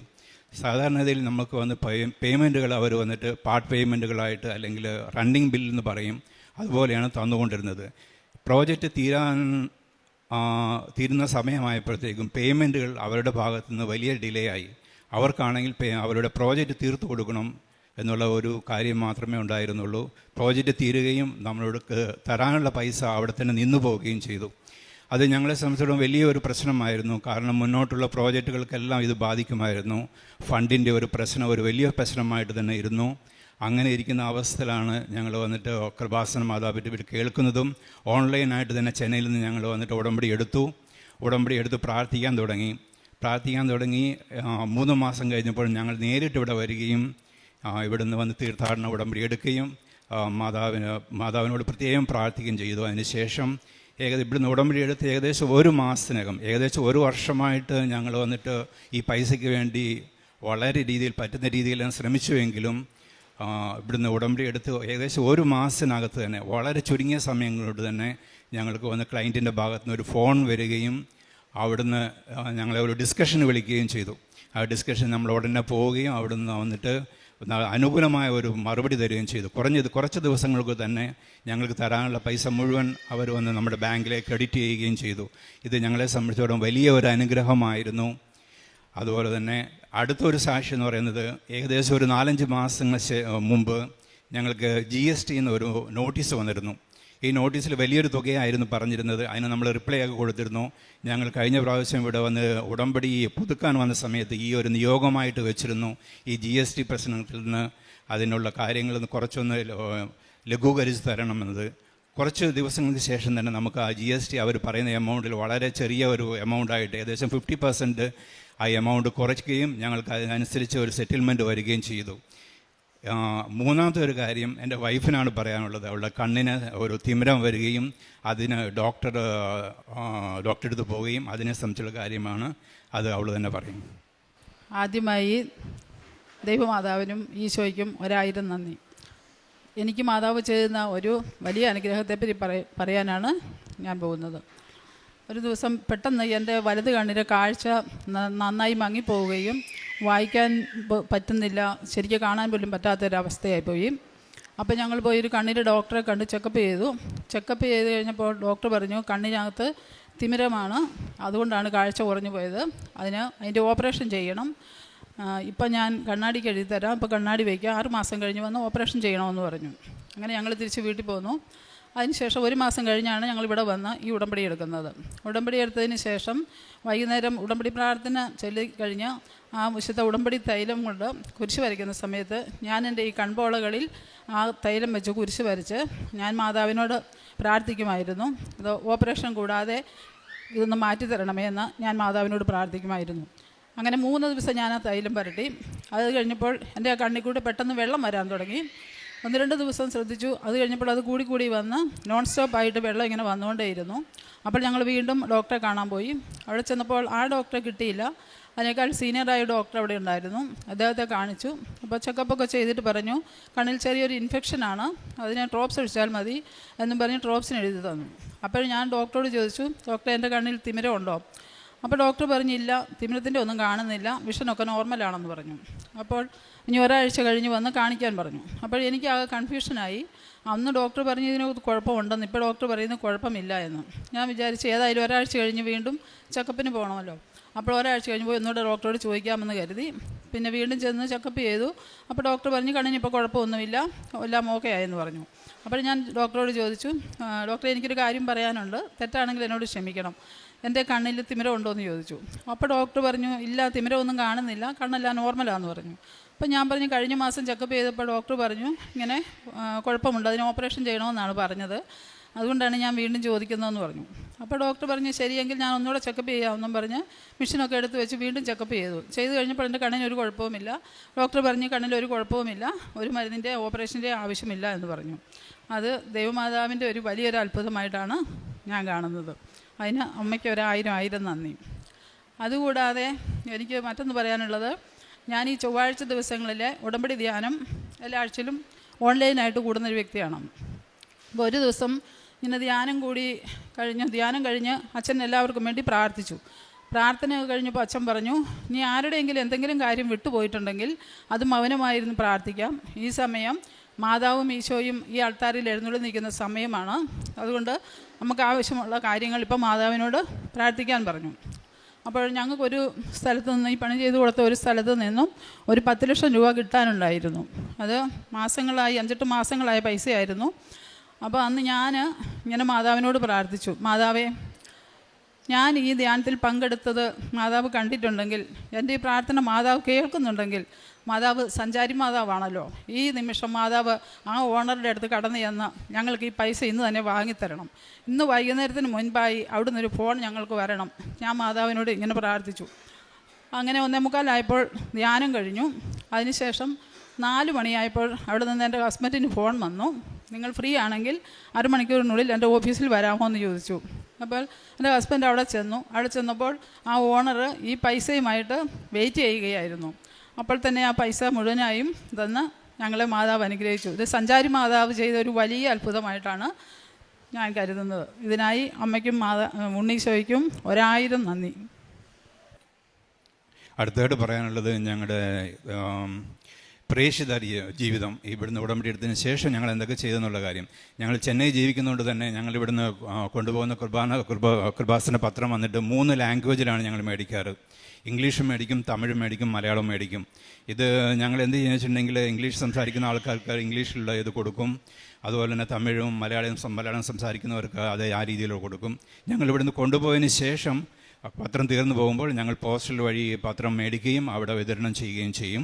അതുപോലെ തന്നെ ഞങ്ങൾ പ്രേക്ഷിത പ്രവർത്തനം എന്ന് പറയുമ്പോൾ അനാഥ ഇല്ലങ്ങൾ നമ്മൾ അവിടെ ഉണ്ട്. 2-3 അനാഥ ഇല്ലങ്ങളായിട്ട് ഇപ്പോൾ സ്ഥിരമായിട്ടുള്ള കോൺടാക്റ്റ് ഉണ്ട്. അവർക്ക് നമ്മളെ കൊണ്ട് പറ്റുന്ന രീതിയിൽ അവരെ സഹായിക്കുന്നുണ്ട്. മറ്റൊരു പ്രധാന വ്യത്യാസം എന്ന് പറയുന്നത് ഞങ്ങളുടെ ജീവിതത്തിൽ വന്നൊരു കാര്യമാണ്. ഇവിടെ കൃപാസന പ്രാർത്ഥന ആരംഭിച്ചതിന് ശേഷം കറക്റ്റായിട്ട് ജപമാല ചൊല്ലാനും 1 ദിവസം പോലും വിടാതെ പ്രാർത്ഥിക്കുവാനും പ്രത്യേകിച്ച് ബൈബിൾ ബൈബിൾ വായിക്കുന്നതിൽ ഞാൻ വിചാരിച്ചുകൊണ്ടിരുന്ന ബൈബിളിനെ പറ്റി എനിക്ക് നല്ലോണം എല്ലാം അറിയാമെന്നായിരുന്നു. പക്ഷേ ഇവിടുന്ന് ബൈബിൾ കണ്ടിന്യൂസ് ആയിട്ട് വായിക്കാൻ തുടങ്ങിയ ശേഷം മനസ്സിലായി നമുക്ക് അറിയാത്ത പല കാര്യങ്ങളും ബൈബിളിൽ നിന്ന് പഠിക്കാനോ അതുപോലെ തന്നെ കണ്ടിന്യൂസ് ആയിട്ട് ബൈബിൾ വായിക്കാനുള്ള ഒരു പ്രചോദനം ഇവിടുന്ന് കിട്ടി. ദൈവത്തിന് 1000 നന്ദി പറയുന്നു. പരിശുദ്ധ മാതാവിനുള്ള നന്ദി രേഖപ്പെടുത്തുന്നു. കുർബാന കുമ്പസാരം അതുപോലെ തന്നെ അതൊരു അനുഗ്രഹമായിട്ട് ഞങ്ങളെ കരുതുന്നു. കാരണം അതുവരെയൊന്നും കുർബാനയ്ക്ക് പോകണം അല്ലെങ്കിൽ കുമ്പസാരിക്കണം എന്നുള്ള കാര്യങ്ങൾ അത്ര നിർദ്ദിഷ്ടമൊന്നും ഇല്ലായിരുന്നു. എപ്പോൾ സാധിക്കും അപ്പോൾ മാത്രം ചെയ്തുകൊണ്ടിരുന്നു. ഇപ്പോൾ അത് അന്വേഷിച്ച് എവിടെ കുർബാന സമയങ്ങളൊന്നും നഷ്ടപ്പെടുത്താതെ തന്നെ അത് ചെയ്യാറുണ്ട്. എനിക്ക് നിങ്ങളോട് എല്ലാവരോടും പറയാനുള്ളത്, ഈ ചൊവ്വാഴ്ച ദിവസത്തെ ധ്യാനം ആരും നിസ്സാരമായി കരുതരുത്. അവിടെ മാതാവിൻ്റെ ഈശോയുടെയും സാന്നിധ്യം എപ്പോഴുമുണ്ട്. നമ്മൾ വിളിച്ചാൽ വെളിപ്പുറത്തെത്തുന്ന ഒരു മാതാവാണ് ഇവിടെ ഉള്ളതെന്നുള്ളതിൻ്റെ തെളിവാണത്. ഞാനത് അനുഭവത്തിൽ എനിക്ക് നന്നായി ഞാൻ അനുഭവിച്ചറിഞ്ഞതാണ്. അതുകൊണ്ട് എല്ലാവരും ഈ ചൊവ്വാഴ്ചത്തെ ധ്യാനത്തിൽ പങ്കെടുക്കാൻ പ്രത്യേകം ശ്രദ്ധിക്കണമെന്ന് അപേക്ഷിക്കുന്നു. എനിക്ക് നീതി നടത്തി തരുന്ന ദൈവമേ, ഞാൻ വിളിച്ചപേക്ഷിക്കുമ്പോൾ എനിക്ക് ഉത്തരം അരുളണമേ. ഞെരുക്കത്തിൽ എനിക്ക് അങ്ങ് അഭയം അരുളി കാരുണ്യപൂർവം എൻ്റെ പ്രാർത്ഥന കേൾക്കണമേ. സങ്കീർത്തനം 4:1 നമ്മുടെ ജീവിതത്തിൽ ദൈവം ഉടൻ മറുപടി തരാത്തതായി തോന്നുന്ന നിമിഷങ്ങളിൽ പോലും കർത്താവിനെ ക്ഷമയോടെ കാത്തിരിക്കുമ്പോൾ ഈശോ നമ്മുടെ നിലവിളി അവഗണിക്കാതിരിക്കില്ല. അമ്മ മാതാവിനും 1000 കോടി നന്ദി. എൻ്റെ പേര് റിൻസി. ഞാൻ അബുദാബിയിൽ നിന്നും വരുന്നു. ഞാനിവിടെ നിൽക്കുന്നത് ന്യൂസിലൻഡിലേക്ക് എനിക്ക് ജോലി കിട്ടിയ ഒരു സാക്ഷ്യം പറയാൻ വേണ്ടിയാണ്. ഞാൻ എല്ലാവർക്കും അറിയാവുന്ന പോലെ ന്യൂസിലൻഡിൽ പോയി ക്യാപ്പ് എക്സാം അറ്റൻഡ് ചെയ്ത് പാസ്സായതിനു ശേഷമാണ് നഴ്സുമാർക്ക് ജോലി കിട്ടിക്കൊണ്ടിരുന്നത് കഴിഞ്ഞ വർഷം വരെ. അപ്പം ഞാൻ മെയ്യിൽ ക്യാപ്പ് ചെയ്തു വന്നു. ജൂൺ ആയപ്പോൾ എനിക്ക് അവിടുത്തെ രജിസ്ട്രേഷൻ കിട്ടി. ജൂലൈ ഓഗസ്റ്റ് 2 മാസം ഫുള്ള് ഞാനിരുന്ന് അപ്ലൈ ചെയ്തു, ഒരു മിനിറ്റ് പോലും കളയാതെ. കാരണം എൻ്റെ പിള്ളേർക്ക് സ്കൂൾ അവധിയായിരുന്നു. ഫുള്ള് ഡ്യൂട്ടി കഴിഞ്ഞ് വരും, അപ്ലൈ ചെയ്യും, നൈറ്റ് ഫുൾ ഇരുന്ന് അപ്ലൈ ചെയ്യും, ഏർലി മോർണിംഗ് എഴുന്നേറ്റിരുന്ന് അപ്ലൈ ചെയ്യും. പക്ഷേ എനിക്ക് ഒരു ഇൻ്റർവ്യൂ കോൾ പോലും വന്നില്ല. അങ്ങനെ സെപ്റ്റംബറായി, എൻ്റെ പിള്ളേർക്ക് സ്കൂൾ തുറന്നു. എനിക്ക് അപ്ലൈ ചെയ്യാനൊന്നും പറ്റുന്നുണ്ടായിരുന്നില്ല. അപ്പം ഞാൻ എൻ്റെ വീട്ടിൽ എൻ്റെ ചേച്ചീനെ അനിയത്തിനെ ഞാൻ ഞാൻ ഡെയിലി കരയും. എനിക്ക് ഒന്നും ശരിയാകുന്നില്ല. ഈശോയ്ക്ക് എന്നെ വേണ്ടെന്ന് തോന്നുന്നു, മാതാവിന് എന്നെ വേണ്ടെന്ന് തോന്നുന്നു. അപ്പോൾ എന്നോട് ചേച്ചി പറയും, നീ നന്മ നിറഞ്ഞ മറിയമ്മേ 100 പ്രാവശ്യം ഇരുന്ന് ചൊല്ല്, നിനക്ക് അനുഗ്രഹം കിട്ടും. കൃപാസനം പള്ളി എന്ന് പറയുന്ന ഒരു പള്ളിയുണ്ട്, അവിടെ പോയി ഉടമ്പടി എടുത്താൽ നിനക്ക് ഭയങ്കരമായിട്ട് അനുഗ്രഹം കിട്ടും. അങ്ങനെ എൻ്റെ വാട്സപ്പ് ഗ്രൂപ്പ് വഴിയും എൻ്റെ നല്ലവരായ ഫ്രണ്ട്സ് എന്നോട് പറഞ്ഞു തുടങ്ങി. കൃപാസനത്തിൽ ഓൺലൈൻ ഉടമ്പടി എടുക്കാൻ പറഞ്ഞു തുടങ്ങി. അനുജത്തിയും പറഞ്ഞു, ചേച്ചിയെ അറിയാവുന്ന അനു എന്ന് പറഞ്ഞ ഒരു ചേച്ചി ഇവിടെ വന്ന് പ്രാർത്ഥിക്കുന്നതാണ്, വാട്സപ്പ് ഗ്രൂപ്പുള്ള ആളാണ്. ഗ്രൂപ്പിൽ എൻ്റെ പേര് പറഞ്ഞ് പ്രാർത്ഥിക്കാൻ തുടങ്ങി. അങ്ങനെ ഞാൻ മെൻ്റലി പ്രിപ്പയർഡായി വീണ്ടും അപ്ലൈ ചെയ്യാൻ വേണ്ടി. അങ്ങനെ സെപ്റ്റംബർ ലാസ്റ്റ് തൊട്ട് ഞാൻ വീണ്ടും അപ്ലൈ ചെയ്യാൻ തുടങ്ങി. അപ്പം ഓഗസ്റ്റിൽ എനിക്ക് കോണ്ടാക്റ്റ് ചെയ്ത ഒരു എംപ്ലോയർ ഉണ്ടായിരുന്നു. അന്ന് എനിക്ക് വേക്കൻസി ഇല്ല എന്ന് പറഞ്ഞായിരുന്നു. അപ്പം ഞാൻ അവരോട് ഒന്നും കൂടി ഒക്ടോബർ മാസത്തിൽ ഞാൻ അവരോട് ഒന്നും കൂടി ഞാൻ ചോദിക്കുകയാണ്, എനി അപ്ഡേറ്റ്? അവർ പറഞ്ഞു ഒന്നുമില്ല. ഒക്ടോബർ 28 ഒരു അപ്ഡേറ്റും വരാഞ്ഞപ്പം ഞാൻ ഒന്നും കൂടി മെസ്സേജ് ചെയ്തു, എനി അപ്ഡേറ്റ്? ഒന്നുമില്ല. അപ്പം അങ്ങനെ നവംബർ 5 എനിക്കൊരു അവധി ദിവസമായിരുന്നു.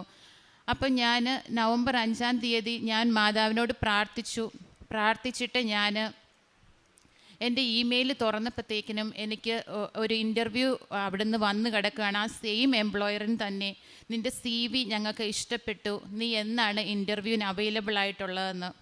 അപ്പം ഞാൻ പറയാൻ വിട്ടുപോയി, സെപ്റ്റംബർ 28 തീയതി എല്ലാവരുടെയും പ്രേരണ പ്രകാരം, എൻ്റെ ചേച്ചിയുടെയും അനിയത്തിയുടെയും നല്ലവരായ ഫ്രണ്ട്സിൻ്റെയും പ്രേരണ പ്രകാരം ഞാൻ ഓൺലൈൻ ഉടമ്പടി എടുത്തിരുന്നു.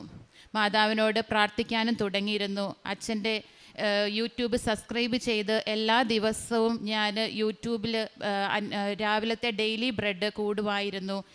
പിന്നെ സമയം ചിലപ്പോൾ പിള്ളേരുടെ സ്കൂളിൽ പോകാനുള്ള സമയവും രാവിലത്തെ കുക്കിങ്ങിൻ്റെ സമയവും ഒക്കെ എനിക്ക് പറ്റുന്നില്ലാത്ത സമയത്ത് ഞാൻ ഇച്ചിരി നീട്ടിവെച്ചാണെങ്കിലും അറ്റൻഡ് ചെയ്തിട്ടാണ് പോയിക്കൊണ്ടിരുന്നത്. പ്രേക്ഷിത പ്രത്യക്ഷീകരണ പ്രാർത്ഥനയാണെങ്കിലും ഞാൻ ഡെയിലി ചൊല്ലുമായിരുന്നു. അങ്ങനെ ചൊല്ലി എനിക്ക് നവംബർ 5 എനിക്ക് വരുവാണ്, ഇൻ്റർവ്യൂ അറ്റൻഡ് ചെയ്യണമെന്ന് പറഞ്ഞുകൊണ്ട്. അങ്ങനെ ഞാൻ നവംബർ 10 ഇൻ്റർവ്യൂ അറ്റൻഡ് ചെയ്തു. നെക്സ്റ്റ് ട്യൂസ്ഡേ ഞാൻ ഇവിടുത്തെ ധ്യാനം അറ്റൻഡ് ചെയ്ത് കഴിഞ്ഞ് ഞാൻ ഇമെയിൽ ചെക്ക് ചെയ്തപ്പോൾ അവർ എന്നോട് പറയുവാണ്, you passed, you are selected. അത് കഴിഞ്ഞിട്ട് ഒരാഴ്ചയും കൂടി കഴിഞ്ഞ് ഒരു ഇതും വരുന്നില്ല, ഒരു അപ്ഡേറ്റും അവരുടെ ഭാഗത്തു നിന്ന് വരുന്നില്ല. വീണ്ടും ഞാൻ പ്രാർത്ഥിച്ചുകൊണ്ടിരുന്നു. അപ്പോഴൊക്കെയും ഞാൻ അനുചേച്ചിയായിട്ട് ഞാൻ കോൺടാക്ട് ചെയ്ത് ഗ്രൂപ്പിൽ പറയുമായിരുന്നു, എനിക്ക് ഇൻ്റർവ്യൂ ഞാൻ പാസ്സായി, പക്ഷേ എനിക്ക് ഒരു അപ്ഡേറ്റും കിട്ടുന്നില്ല. അപ്പോൾ ചേച്ചി എന്നോട് പറഞ്ഞു, വിശ്വാസം വെടിയരുത്, പ്രാർത്ഥിച്ചുകൊണ്ട് തന്നെ ഇരുന്നോളാൻ പറഞ്ഞു. അങ്ങനെ ഞാൻ വിശ്വാസം കുറയുമ്പോൾ എപ്പോഴും ഞാൻ ഇവിടുത്തെ സാക്ഷ്യം എടുത്ത് കേൾക്കാൻ തുടങ്ങി. 1, 2, ചിലപ്പോൾ ഞാൻ 3 സാക്ഷ്യം വരെയും കേട്ട ദിവസങ്ങളുണ്ട്. അച്ഛൻ്റെ പഴയ വീഡിയോകൾ യൂട്യൂബിൽ ഞാൻ സെർച്ച് ചെയ്ത് കാണാൻ തുടങ്ങി. അങ്ങനെ എൻ്റെ വിശ്വാസം വർദ്ധിച്ചു. ഞാൻ വീണ്ടും വെയിറ്റ് ചെയ്തുകൊണ്ടിരുന്നു. അങ്ങനെ ഒരു ചൊവ്വാഴ്ച, വീണ്ടും അതൊരു ചൊവ്വാഴ്ചയായിരുന്നു. ആ ചൊവ്വാഴ്ച എനിക്ക് ഓഫർ ലെറ്റർ കിട്ടി. ഞാൻ അങ്ങനെ ഭയങ്കര സന്തോഷത്തിലായി. പേപ്പറുകൾ, കുറേ ഡോക്യുമെൻറ്റ്സ് ഒക്കെ ഉണ്ടായിരുന്നു, അതെല്ലാം ഞാൻ സബ്മിറ്റ് ചെയ്തു. അത് കഴിഞ്ഞിട്ട് ഞാൻ വിസയ്ക്ക് കിട്ടപ്പോഴും അവിടെ ഒരു തടസ്സമുണ്ട്. അവിടെ ഹോളിഡേ ആണ്. ഡിസംബർ ജനുവരി അവിടെ ഹോളിഡേ ആണ്. ജനുവരി 5 വരെ അവിടെ ഹോളിഡേ ആയിരുന്നു. അപ്പോൾ എന്നോട് എൻ്റെ ഏജൻറ്റ് പറഞ്ഞു, നീ ലക്കിയാണെങ്കിൽ ഹോളിഡേക്ക് മുമ്പ് കിട്ടും, അല്ലെങ്കിൽ ചിലപ്പോൾ ലേറ്റ് ആയേക്കാന്ന് പറഞ്ഞു. അപ്പോൾ ഞാനിങ്ങനെ വെയിറ്റ് ചെയ്തിരിക്കുകയാണ്. എനിക്ക് കുറേ കാര്യങ്ങൾ ചെയ്യാറുണ്ട്. മക്കളെ നോക്കാൻ വേണ്ടി അമ്മേനെ നാട്ടിൽ നിന്ന് കൊണ്ടുവരണം. എൻ്റെ ജോലി സ്ഥലത്ത് എനിക്ക് 3 മാസമാണ് റെസിഗ്നേഷൻ പീരീഡ്. അവിടെ എനിക്ക് പറയണം, 1 മന്തെങ്കിലും പറയണം. അങ്ങനെ കുറേ കാര്യങ്ങളുണ്ട്. അപ്പം ഞാനിങ്ങനെ മാതാവിനോട് പ്രാർത്ഥിച്ചുകൊണ്ടിരുന്നു. അപ്പം മാതാവിനോട് പ്രാർത്ഥിച്ചുകൊണ്ടിരുന്നപ്പോൾ എനിക്ക് മാതാവ് ധൈര്യം തരുവാണ്, നീ റെസിഗ്നേഷൻ ഇട്ടോ, നിനക്ക് കിട്ടും എന്ന് എന്നോട് മാതാവ് ഉള്ളിൽ പറയുകയാണ്. അങ്ങനെ ഞാൻ 1 മന്ത് റെസിഗ്നേഷൻ ഇട്ടു. അപ്പോഴൊക്കെയും അവരെന്നോട് ചോദിക്കാൻ തുടങ്ങി. എൻ്റെ മാനേജർ വരെയും എന്നോട് ചോദിച്ചു, നിനക്കിത് ഉറപ്പാണോ, നിനക്ക് വിസ വരുമെന്ന്. നീ വിസ വരുന്നതിൻ്റെ തലേദിവസം വന്ന് എന്നോട് ബൈ പറഞ്ഞാൽ മതി, എനിക്ക് ബൈ പോലും എനിക്ക് അതിനു മുമ്പ് പറയണ്ട എന്ന് പറയുകയാണ്. അങ്ങനെ ഞാൻ വെയിറ്റ് ചെയ്തു. അങ്ങനെ എനിക്ക് ജനുവരി അവരുടെ ഹോളിഡേ കഴിഞ്ഞ് അവർ 5th അവർ ഓപ്പൺ ചെയ്തു. നെക്സ്റ്റ് വീക്ക് എനിക്ക് വിസ വരുവാണ്. അതും ഒരു ചൊവ്വാഴ്ചയായിരുന്നു. അത് മാതാവിൻ്റെ ഒരു കൃപയാലെ മാത്രമാണ്. Not by my merit, it by grace. ഞാൻ ഉറച്ച് വിശ്വസിക്കുകയാണ്. എനിക്ക് വിസയും കിട്ടി. അങ്ങനെ ഞാൻ നാളെ ന്യൂസിലൻഡിലേക്ക് ട്രാവൽ ചെയ്യുകയാണ്.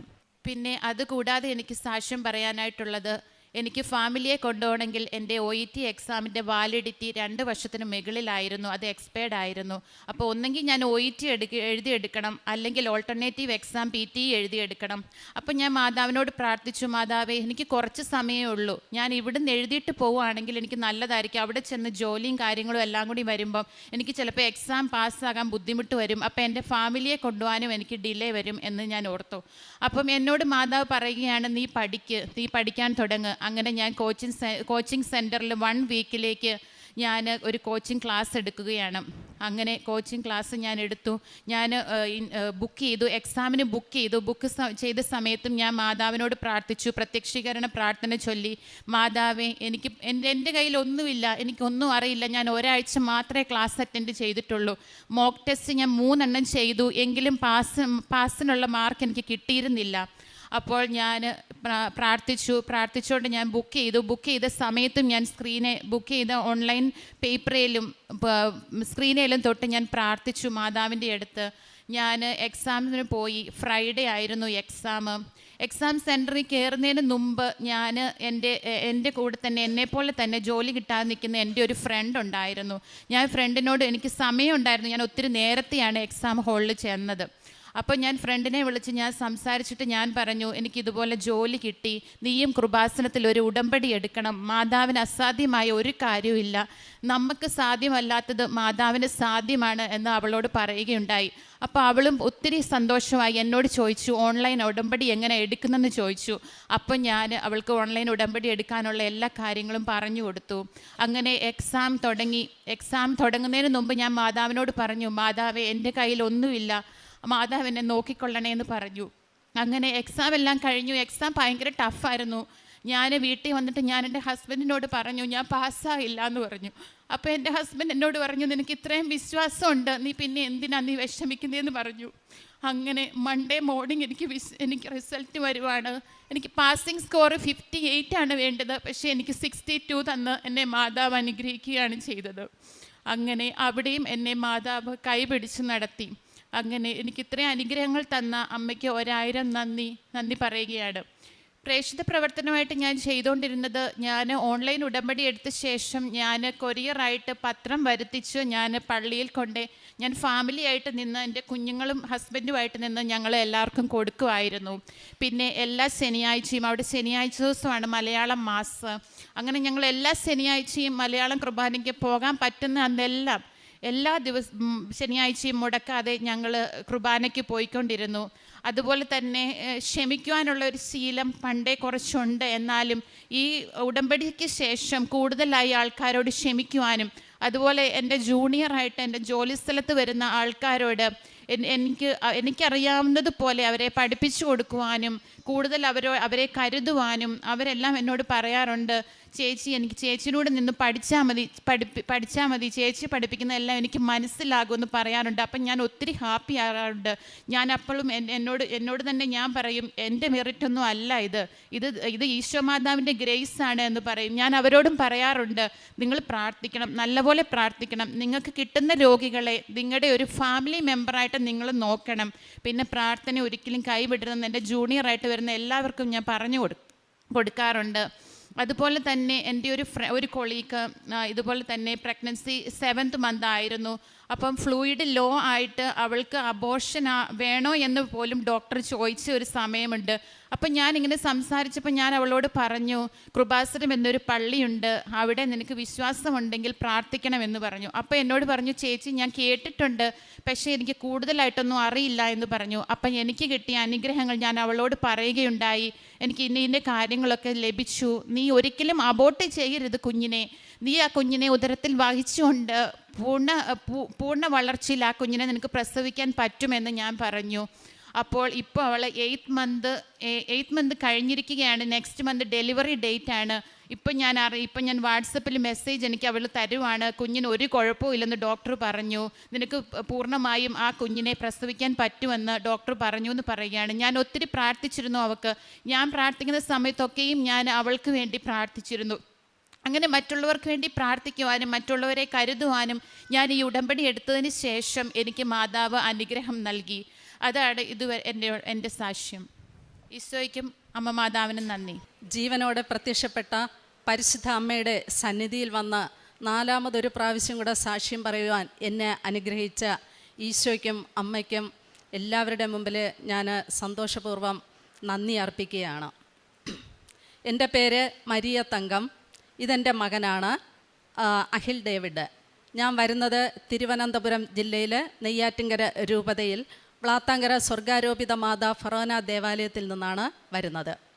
എനിക്കെൻ്റെ ആദ്യത്തെ സാക്ഷ്യം ഇപ്പോൾ പറയുന്നത്, എനിക്ക് 32 വർഷം കൊണ്ട് എൻ്റെ 2 കാൽപാദങ്ങളിലും എക്സിമോ പോലുള്ള ചൊറിഞ്ഞു പൊട്ടൽ ഒലിച്ച് വളരെ അസഹനീയമായി, വളരെ ദുസ്സഹനീയമായ വേദന അനുഭവിക്കുകയായിരുന്നു.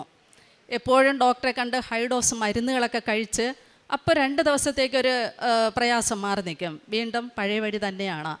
അങ്ങനെ ഇരിക്കുമ്പോൾ പെട്ടെന്ന് ക്യാൻസർ രോഗത്തിന് കീഴടങ്ങേണ്ടി വരികയും അങ്ങനെ എനിക്ക് ഈശോയും അമ്മയും നല്ല സൗഖ്യം തന്ന് എല്ലാ ട്രീറ്റ്മെൻറ്റും കഴിഞ്ഞ് വരുമ്പോഴും ഈ ഹൈഡോസ് മരുന്ന് കഴിക്കാൻ എനിക്ക് വളരെ ബുദ്ധിമുട്ടായി തോന്നി. അവസാനം ഈ രോഗം കയറി മൂർധന്യ അവസ്ഥയിലായി. യാത്ര ചെയ്യാൻ പറ്റുന്നില്ല, ഒരിടവും പറ്റുന്നില്ല, വളരെ നീറ്റലാണ്. ഈ നീറ്റൽ കൊണ്ട് ഞാൻ റോഡെ ഇറങ്ങി ഓടി, എന്ത് ചെയ്യണമെന്നൊരു പിടിയില്ല. അപ്പോൾ ഞാൻ പറഞ്ഞു, അമ്മേ, പരിശുദ്ധ അമ്മേ, കൃപാസനത്തിൽ ജീവനോടെ പ്രത്യക്ഷപ്പെട്ട പരിശുദ്ധ അമ്മേ, മാതാവേ, എനിക്ക് സാക്ഷ്യം പറയുവാനായിട്ടൊരു അവസരം ഒരുക്കി തരണം. പെട്ടെന്ന് ഈ രോഗത്തിൽ നിന്ന് എനിക്ക് ഇനി ഒരിക്കലും ഈ രോഗം ഉണ്ടാകരുത് എന്ന് ഞാൻ കരഞ്ഞ്, എൻ്റെ ഇടവക വെച്ച് തന്നെയാണ് ഞാൻ കരഞ്ഞ് പ്രാർത്ഥിച്ചത്. പെട്ടെന്ന് ഞാനിങ്ങനെ റോഡെ ഓടെയാണ്, ഞാൻ വീട്ടിലേക്ക് പോകുന്നത് എനിക്കിവിടെ നിൽക്കാൻ ഒട്ടും പറ്റുന്നില്ല. ആ സമയത്ത് മാതാവ് ഒരു ബോട്ടിൽ നമ്മുടെ ഉടമ്പടി നേർച്ച വസ്തുവായ ഒരു ബോട്ടിൽ ഉപ്പ് വച്ച് നീട്ടുന്നു. അപ്പോൾ ഞാൻ വിചാരിച്ചു, എല്ലാ ദിവസവും ഉടമ്പടി ഉപ്പും ഉടമ്പടിയിലൂടെയുള്ള തേനും ഉടമ്പടി തൈലവും ഞാൻ ശരീരത്തും ഉള്ളിലും സേവിക്കുകയാണ്. അപ്പോൾ പിന്നെ എന്തിനാണ് ഉപ്പ് എന്ന് ചോദിച്ചു. ഈ വളരെ ദുസ്സഹനീയമായ ആ 2 കാലുകളിലും സഹിക്കാൻ പറ്റാതെ വരുമ്പോൾ ഉപ്പ് വാരിയിടും, എന്നിട്ട് ഒരു മാറ്റവുമില്ല. അപ്പോൾ എനിക്ക് തോന്നി, മാതാവ് ഉപ്പ് തന്നത് വെള്ളത്തിൽ ലയിച്ചിട്ട് അലിയിച്ച് കാലിൽ ഒഴിക്കാൻ വേണ്ടിയിട്ടായിരിക്കും എന്ന് വിചാരിച്ചിട്ട് ആ ഉപ്പ് ഞാൻ ലേശം കുളി കഴിയുമ്പോൾ തന്നെ പെട്ടെന്ന് ഈ 2 കാലിലും ഈ ഉപ്പ് ഞാനെടുത്ത് അങ്ങ് ഒഴിക്കുമായിരുന്നു, അലിയിച്ച ഉപ്പ്. 4 ദിവസം ഞാൻ ഈ ഉപ്പ് ഉപയോഗിച്ചു. 5ൻ്റെ അന്ന് എനിക്കൊരു ചൊറിച്ചിലും ഇല്ല. അവിടെ എല്ലാം പതുക്കെ സൗഖ്യം കിട്ടുന്ന ഒരവസ്ഥയിലേക്ക് എത്തി. എന്നിട്ടും ഞാൻ ഈ ഉപ്പ്, ആ ഒരു ബോട്ടിൽ ഉപ്പും തീരുന്നത് വരെ ഞാൻ ഉപയോഗിക്കുകയും എനിക്കിപ്പോൾ ഒരു പ്രശ്നവുമില്ല കാലിൽ. ഓട്ടം തന്നെയാണ് ഞാൻ ഈ പ്രാർത്ഥനാ ജീവിതത്തിൽ, ഉടമ്പടി ജീവിതത്തിലൂടെ ഞാൻ ഓട്ടം തന്നെയാണ്, ഒരു കുഴപ്പവുമില്ല. ഈശോയ്ക്ക് അമ്മയ്ക്ക് ഞാൻ നന്ദി പറയുവാനായിട്ട് ഈ അവസരം ഞാൻ വിനിയോഗിക്കുകയാണ്.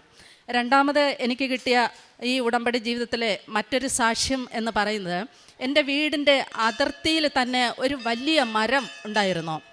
ഈ മരത്തിൻ്റെ ഈ അതിരിൻ്റെ 2 വശവും കുത്തനെയുള്ള താഴ്ചയുള്ള സ്ഥലമാണ്. വലിയ കാറ്റടിക്കുമ്പോൾ ചിലപ്പോൾ ഈ മരം വന്ന് വീഴുന്നത് ഞങ്ങളുടെ വീടിന് മുകളിലൂടെ ആയിരിക്കും. വളരെയധികം ഭയമായിരുന്നു. അപ്പോഴെല്ലാം ഞാൻ ആ ഉടമസ്ഥരോട് വിളിച്ച് പറയുമായിരുന്നു, ഈ മരം ഒന്ന് മുറിച്ച് തരാനായിട്ട് സാധിക്കുമോ? നമുക്ക് തർക്കമില്ല, പ്രശ്നമില്ല, നിങ്ങളുടേത് തന്നെയാണ് മരം, നിങ്ങൾക്കൊന്ന് മുറിച്ച് മാറ്റാമോ? നാളെ ഒരു സമയം എന്തെങ്കിലും ഒരു പ്രതിസന്ധി വന്നാൽ നാട് നിങ്ങളെ ഇട്ടിരിക്കില്ല, അതുകൊണ്ട് അതൊന്ന് മുറിച്ച് മാറ്റി തരുമോ എന്ന് ഞാൻ ചോദിച്ചു. നിങ്ങൾ ആ സ്ഥലവും വീടും കൂടെ തരികയാണെങ്കിൽ ഞാൻ എടുക്കാം. പിന്നെ ഫോൺ ചെയ്താലും എടുക്കത്തില്ല. 5 വർഷം ഞാനിങ്ങനെ കൂടെ ഫോൺ ചെയ്യും, അയാൾ റെസ്പോണ്ട് ചെയ്യത്തില്ല. അവസാനം ഒരു ദിവസം ഞാൻ മാതാവിനോട് തന്നെയാണ് ഒരു വൈകിയ നിമിഷം ഞാൻ ചോദിച്ചു, അമ്മേ, ഒരു വലിയ പ്രതിസന്ധി എന്തെങ്കിലും വന്ന് ഇതൊരു വലിയ ബുദ്ധിമുട്ടായിട്ട് നമുക്ക് തോന്നിയാൽ അതിന് മാതാവ് തന്നെയാണ് അതിൻ്റെ പരിരക്ഷ അല്ലെങ്കിൽ നമ്മളെ രക്ഷിക്കേണ്ടത്. എനിക്കൊന്നും ചെയ്യാനില്ല, ഞങ്ങൾക്കൊന്നും ചെയ്യാനില്ല, അമ്മയുടെ കരങ്ങളിലേക്ക് ഞാൻ ഈ പ്രശ്നം തരികയാണ്, അമ്മ ഇതിനൊരു പരിഹാരം ഉണ്ടാക്കി തരണം എന്ന് പറഞ്ഞിട്ട് എനിക്ക് സാക്ഷ്യം പറയാൻ ഒരു അവസരം തരണം എന്ന് ഞാൻ പ്രാർത്ഥിച്ചിട്ട് ഞാൻ എൻ്റെ ഉടമ്പടി ഉപ്പ് ആ മരത്തിൻ്റെ ചുവട്ടിൽ, ആരും കണ്ടില്ല, ഞാനും എൻ്റെ മകനുമായിട്ട് ഉപ്പ് കൊണ്ട് ഇടുകയും ചെയ്തു. 5ാമത്തെ ദിവസമായപ്പോൾ ഒരു 9:30 സമയം വൈകുന്നേരം ഞാൻ വീട്ടിൽ ജോലിയൊക്കെ ചെയ്തുകൊണ്ടിരിക്കുന്ന സമയത്ത് പെട്ടെന്നൊരു കോൾ വന്നു. ഞാൻ എടുത്തു. ആരാണ്? അപ്പോൾ ഞാൻ ഇന്നയാളാണ്. ഞാൻ പറഞ്ഞു, എന്ത് പറ്റി വൈകിട്ട്? അപ്പോൾ പറയുന്നു, ചേച്ചി, ഞങ്ങൾ നാളെ രാവിലെ മരം മുറിക്കാൻ വരും, ചേച്ചി വീട്ടിൽ കാണുമോ എന്ന്. ഞാൻ പറഞ്ഞു, തീർച്ചയായിട്ടും ഞാൻ കാണും. അപ്പോൾ ഞാൻ പെട്ടെന്ന് പറയുകയാണ്, അവർ ബന്ധക്കോസ്ത് സഹോദരങ്ങളാണ്. അപ്പം ഞാൻ പറഞ്ഞു, എൻ്റെ കൃപാസനത്തിലെ പരിശുദ്ധ അമ്മയോട് ഞാൻ ഈ വിഷയം കൊടുത്തിട്ട് ഇതിനൊരു പരിഹാരം ഉണ്ടാക്കി തരണമേ എന്ന് ഞാൻ പ്രാർത്ഥിച്ചുകൊണ്ടിരിക്കുകയായിരുന്നു എന്ന് ഞാൻ പറഞ്ഞപ്പോൾ പറയാണ്, ആഹാ, അങ്ങനെയാണോ എന്ന്. അപ്പോൾ എനിക്കതും വലിയ സന്തോഷമായി. മരം മുറിക്കാൻ രാവിലെ വന്നു. ഞാൻ സ്നേഹപൂർവ്വം അവർക്ക് കുടിക്കാനുള്ള വെള്ളമൊക്കെ കൊടുത്തു. സന്തോഷത്തോടെ അവർ സ്വീകരിച്ചു. അവർ മുറിച്ചിട്ട് പോവുകയും ചെയ്തു. ഈശോയ്ക്കും അമ്മയ്ക്കും ഞാൻ വളരെ സന്തോഷപൂർവ്വം ഈ നന്ദി അറിയിക്കുകയാണ്. മറ്റൊന്ന്, എൻ്റെ ബാങ്കിൽ എനിക്കൊരു ചെറിയ ബാധ്യതയുണ്ടായിരുന്നു. എല്ലാ മാസവും 1-ാം തീയതി മാത്രമേ എനിക്ക് ആ ലോണ് അടയ്ക്കാനായിട്ട് സാധിക്കൂ. എന്നാൽ ബാങ്കിൽ 20-ാം തീയതി തന്നെ അടയ്ക്കണം. എനിക്ക് സാധിക്കില്ല. അവസാനം ഇങ്ങനെയുള്ള ഒരു വലിയ പെൻഡിങ് തുക ഇങ്ങനെ വരികയുണ്ടായി.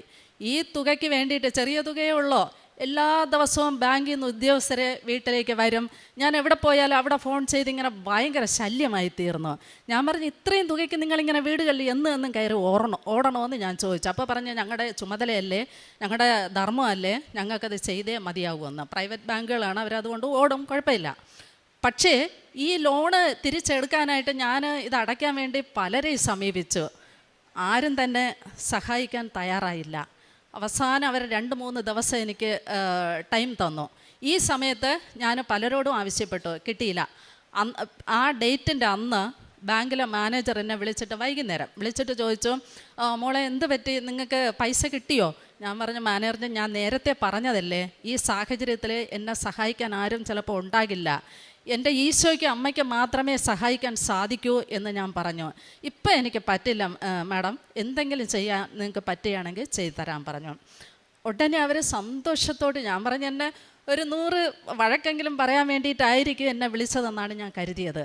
അവർ സന്തോഷത്തോടെ പറയുകയാണ്, മോളെ, ഞാൻ നിങ്ങൾക്ക് വേണ്ടി എല്ലാ മാസവും അഡ്വാൻസ് ചെയ്യാമെന്ന്.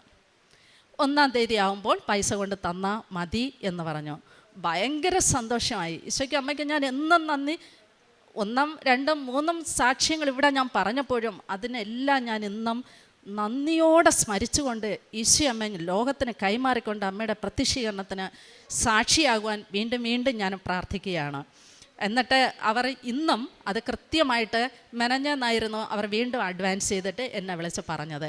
1-ാം തീയതി ആകുമ്പോൾ ഞാനും എൻ്റെ മകനും കൂടെ അവരുടെ വീട്ടിൽ പാറശാല കൊണ്ടുപോയിട്ട് ഈ ക്യാഷ് അങ്ങ് കൊടുക്കും. എന്നെ വളരെയധികം എനിക്ക് സന്തോഷം നൽകിയ ഒരു അവസരമായിരുന്നു ഇത്. മറ്റൊന്ന്, ഞാൻ ചെയ്യുന്ന ഈ ഉടമ്പടി ജീവിതത്തിൽ ഞാൻ അമ്മയെ വളരെയധികം ആശ്രയിച്ച് ജീവിക്കുകയാണ്. ഈ ജീവിത ക്ലേശങ്ങളിൽ എന്നെ ഒത്തിരിയേറെ അമ്മ സഹായിക്കുന്നത് ഒരു കൈ നീട്ടി ഒരു വഴി എനിക്ക് തുറന്നു തന്നുകൊണ്ടാണ് എൻ്റെ ജീവിതത്തെ നയിക്കുന്നത്.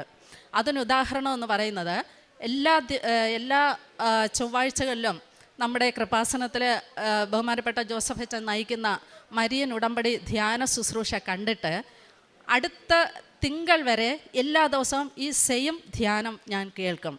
എല്ലാ ദിവസവും കേട്ട് ധ്യാനത്തിലൂടെ എനിക്ക് തീക്ഷ്ണതയിലൂടെ വളരുവാനായിട്ട് സാധിക്കുന്നുണ്ട്. ഈ ധ്യാനത്തിലൂടെ മുന്നോട്ട് പോകുമ്പോൾ ഇതെനിക്ക് ആത്മീയമായിട്ട് ഒരുപാട് വളർച്ചയാണ് കിട്ടുന്നത്.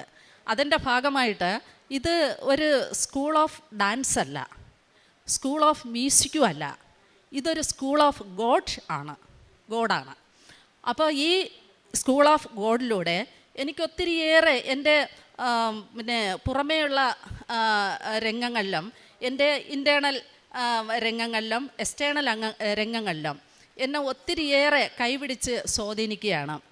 ഈ വളർച്ചയെന്ന് പറയുമ്പോൾ ഏത് വചനം കേട്ടാലും, അതായത് ഈ ധ്യാനങ്ങളിലൂടെ കേട്ട് എല്ലാ വചനവും എന്നെ ശരിക്കും ഫീൽ ചെയ്യുന്ന വചനങ്ങളെല്ലാം ഞാനൊരു ബുക്കിൽ എഴുതി സൂക്ഷിച്ച് കാണാതെ പഠിക്കാം. അന്ന് തന്നെ എല്ലാ ദിവസവും ഒരു 150-ൽ പരം വചനങ്ങൾ ഞാൻ എല്ലാ ദിവസവും ഒരു അരമണിക്കൂർ എടുത്ത് പറഞ്ഞില്ലെങ്കിൽ പിന്നെ അന്ന് എനിക്ക് ഉറക്കമില്ല, ഊണില്ല, ഒരിടവും പോകാനായിട്ട് സാധിക്കില്ല.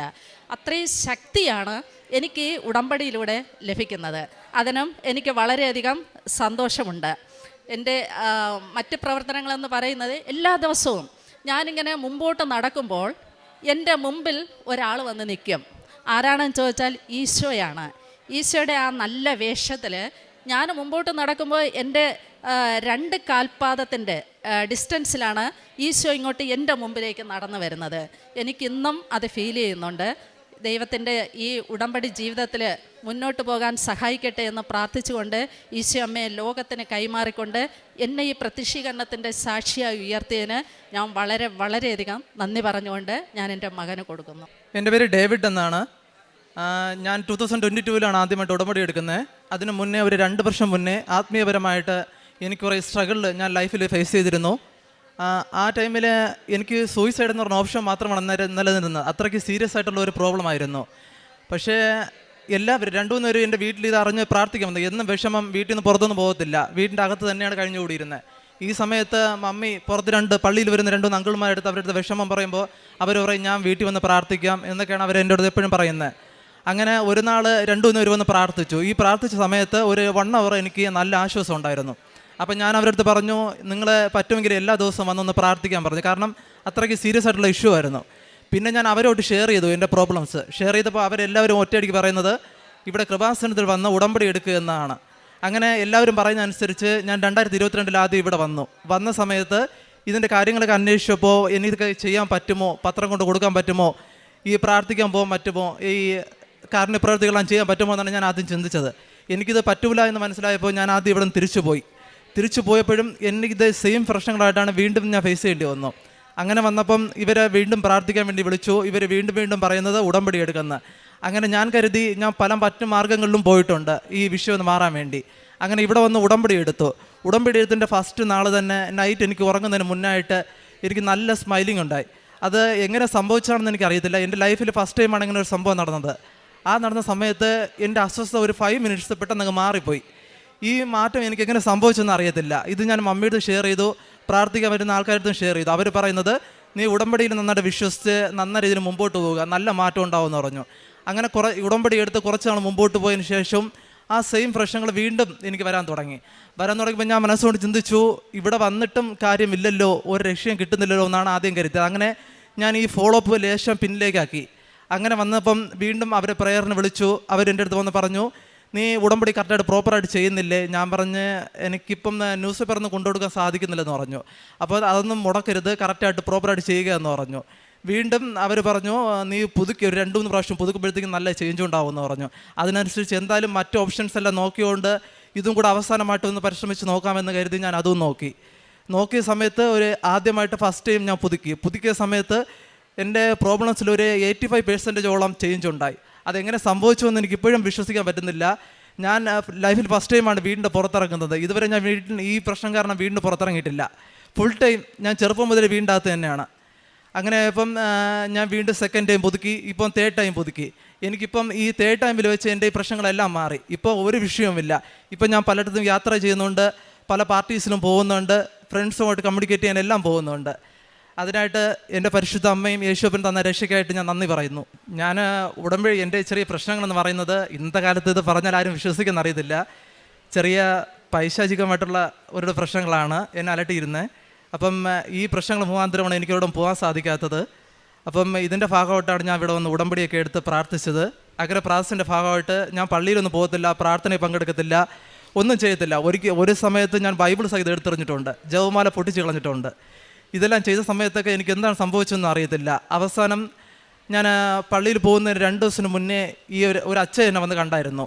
എന്നെ ഒന്ന് കാണണമെന്ന് പറഞ്ഞു. അങ്ങനെ ഈ അച്ഛൻ കണ്ട സമയത്ത് എന്നോട് അച്ഛൻ ചോദിച്ചു, നീ ആലപ്പുഴ വന്ന് ഉടമ്പടിയൊക്കെ എടുത്തെന്ന് വെച്ചു. ഞാൻ പറഞ്ഞ് എടുത്തച്ഛാ, എങ്ങനെയാണ് അവിടെ പോകാൻ സാധിച്ചതെന്ന് ഉടമ്പടി എടുത്തതെന്ന് എനിക്കിപ്പോഴും വിശ്വസിക്കാൻ പറ്റുന്നില്ല. പക്ഷേ ഇപ്പോൾ എന്തൊക്കെയുണ്ട് മോനെ ചേഞ്ച് എന്ന് ചോദിച്ചു. അപ്പോൾ ഞാൻ പറഞ്ഞു, അച്ഛാ എനിക്ക് ഇങ്ങനെയൊക്കെയാണ് സംഭവിച്ചത്, എനിക്കിപ്പോൾ ഇത്ര നല്ല ചേഞ്ചുണ്ട്. ഞാൻ പള്ളിയിലെന്ന് ആദ്യമായിട്ട് ഞാൻ പോയ സമയത്താണ് അച്ഛൻ്റെ അടുത്ത് ചോദിച്ചത്, നിന്നെ ഇതുവരെ ഈ പരിസരത്ത് പോലും കണ്ടിട്ടില്ലല്ലോ എന്നാണ് അച്ഛൻ്റെ അടുത്ത് ചോദിച്ചത്. അങ്ങനെ ഇപ്പം കറക്റ്റായിട്ട് പള്ളിയിൽ പോകാൻ പറ്റുന്നുണ്ട്, പ്രെയർ ഗ്രൂപ്പിലുണ്ട്, ചർച്ചിൻ്റെ കാര്യങ്ങളിലെല്ലാം നല്ല ആക്റ്റീവാണ്. അങ്ങനെ ഇപ്പം ഫുൾ ഹാപ്പി ആയിട്ട് സന്തോഷം മുമ്പോട്ട് പോകുന്നു. ഈ തന്ന അനുഗ്രഹത്തിന് എല്ലാത്തിനും മാതാവിനും ഈശോയ്ക്കും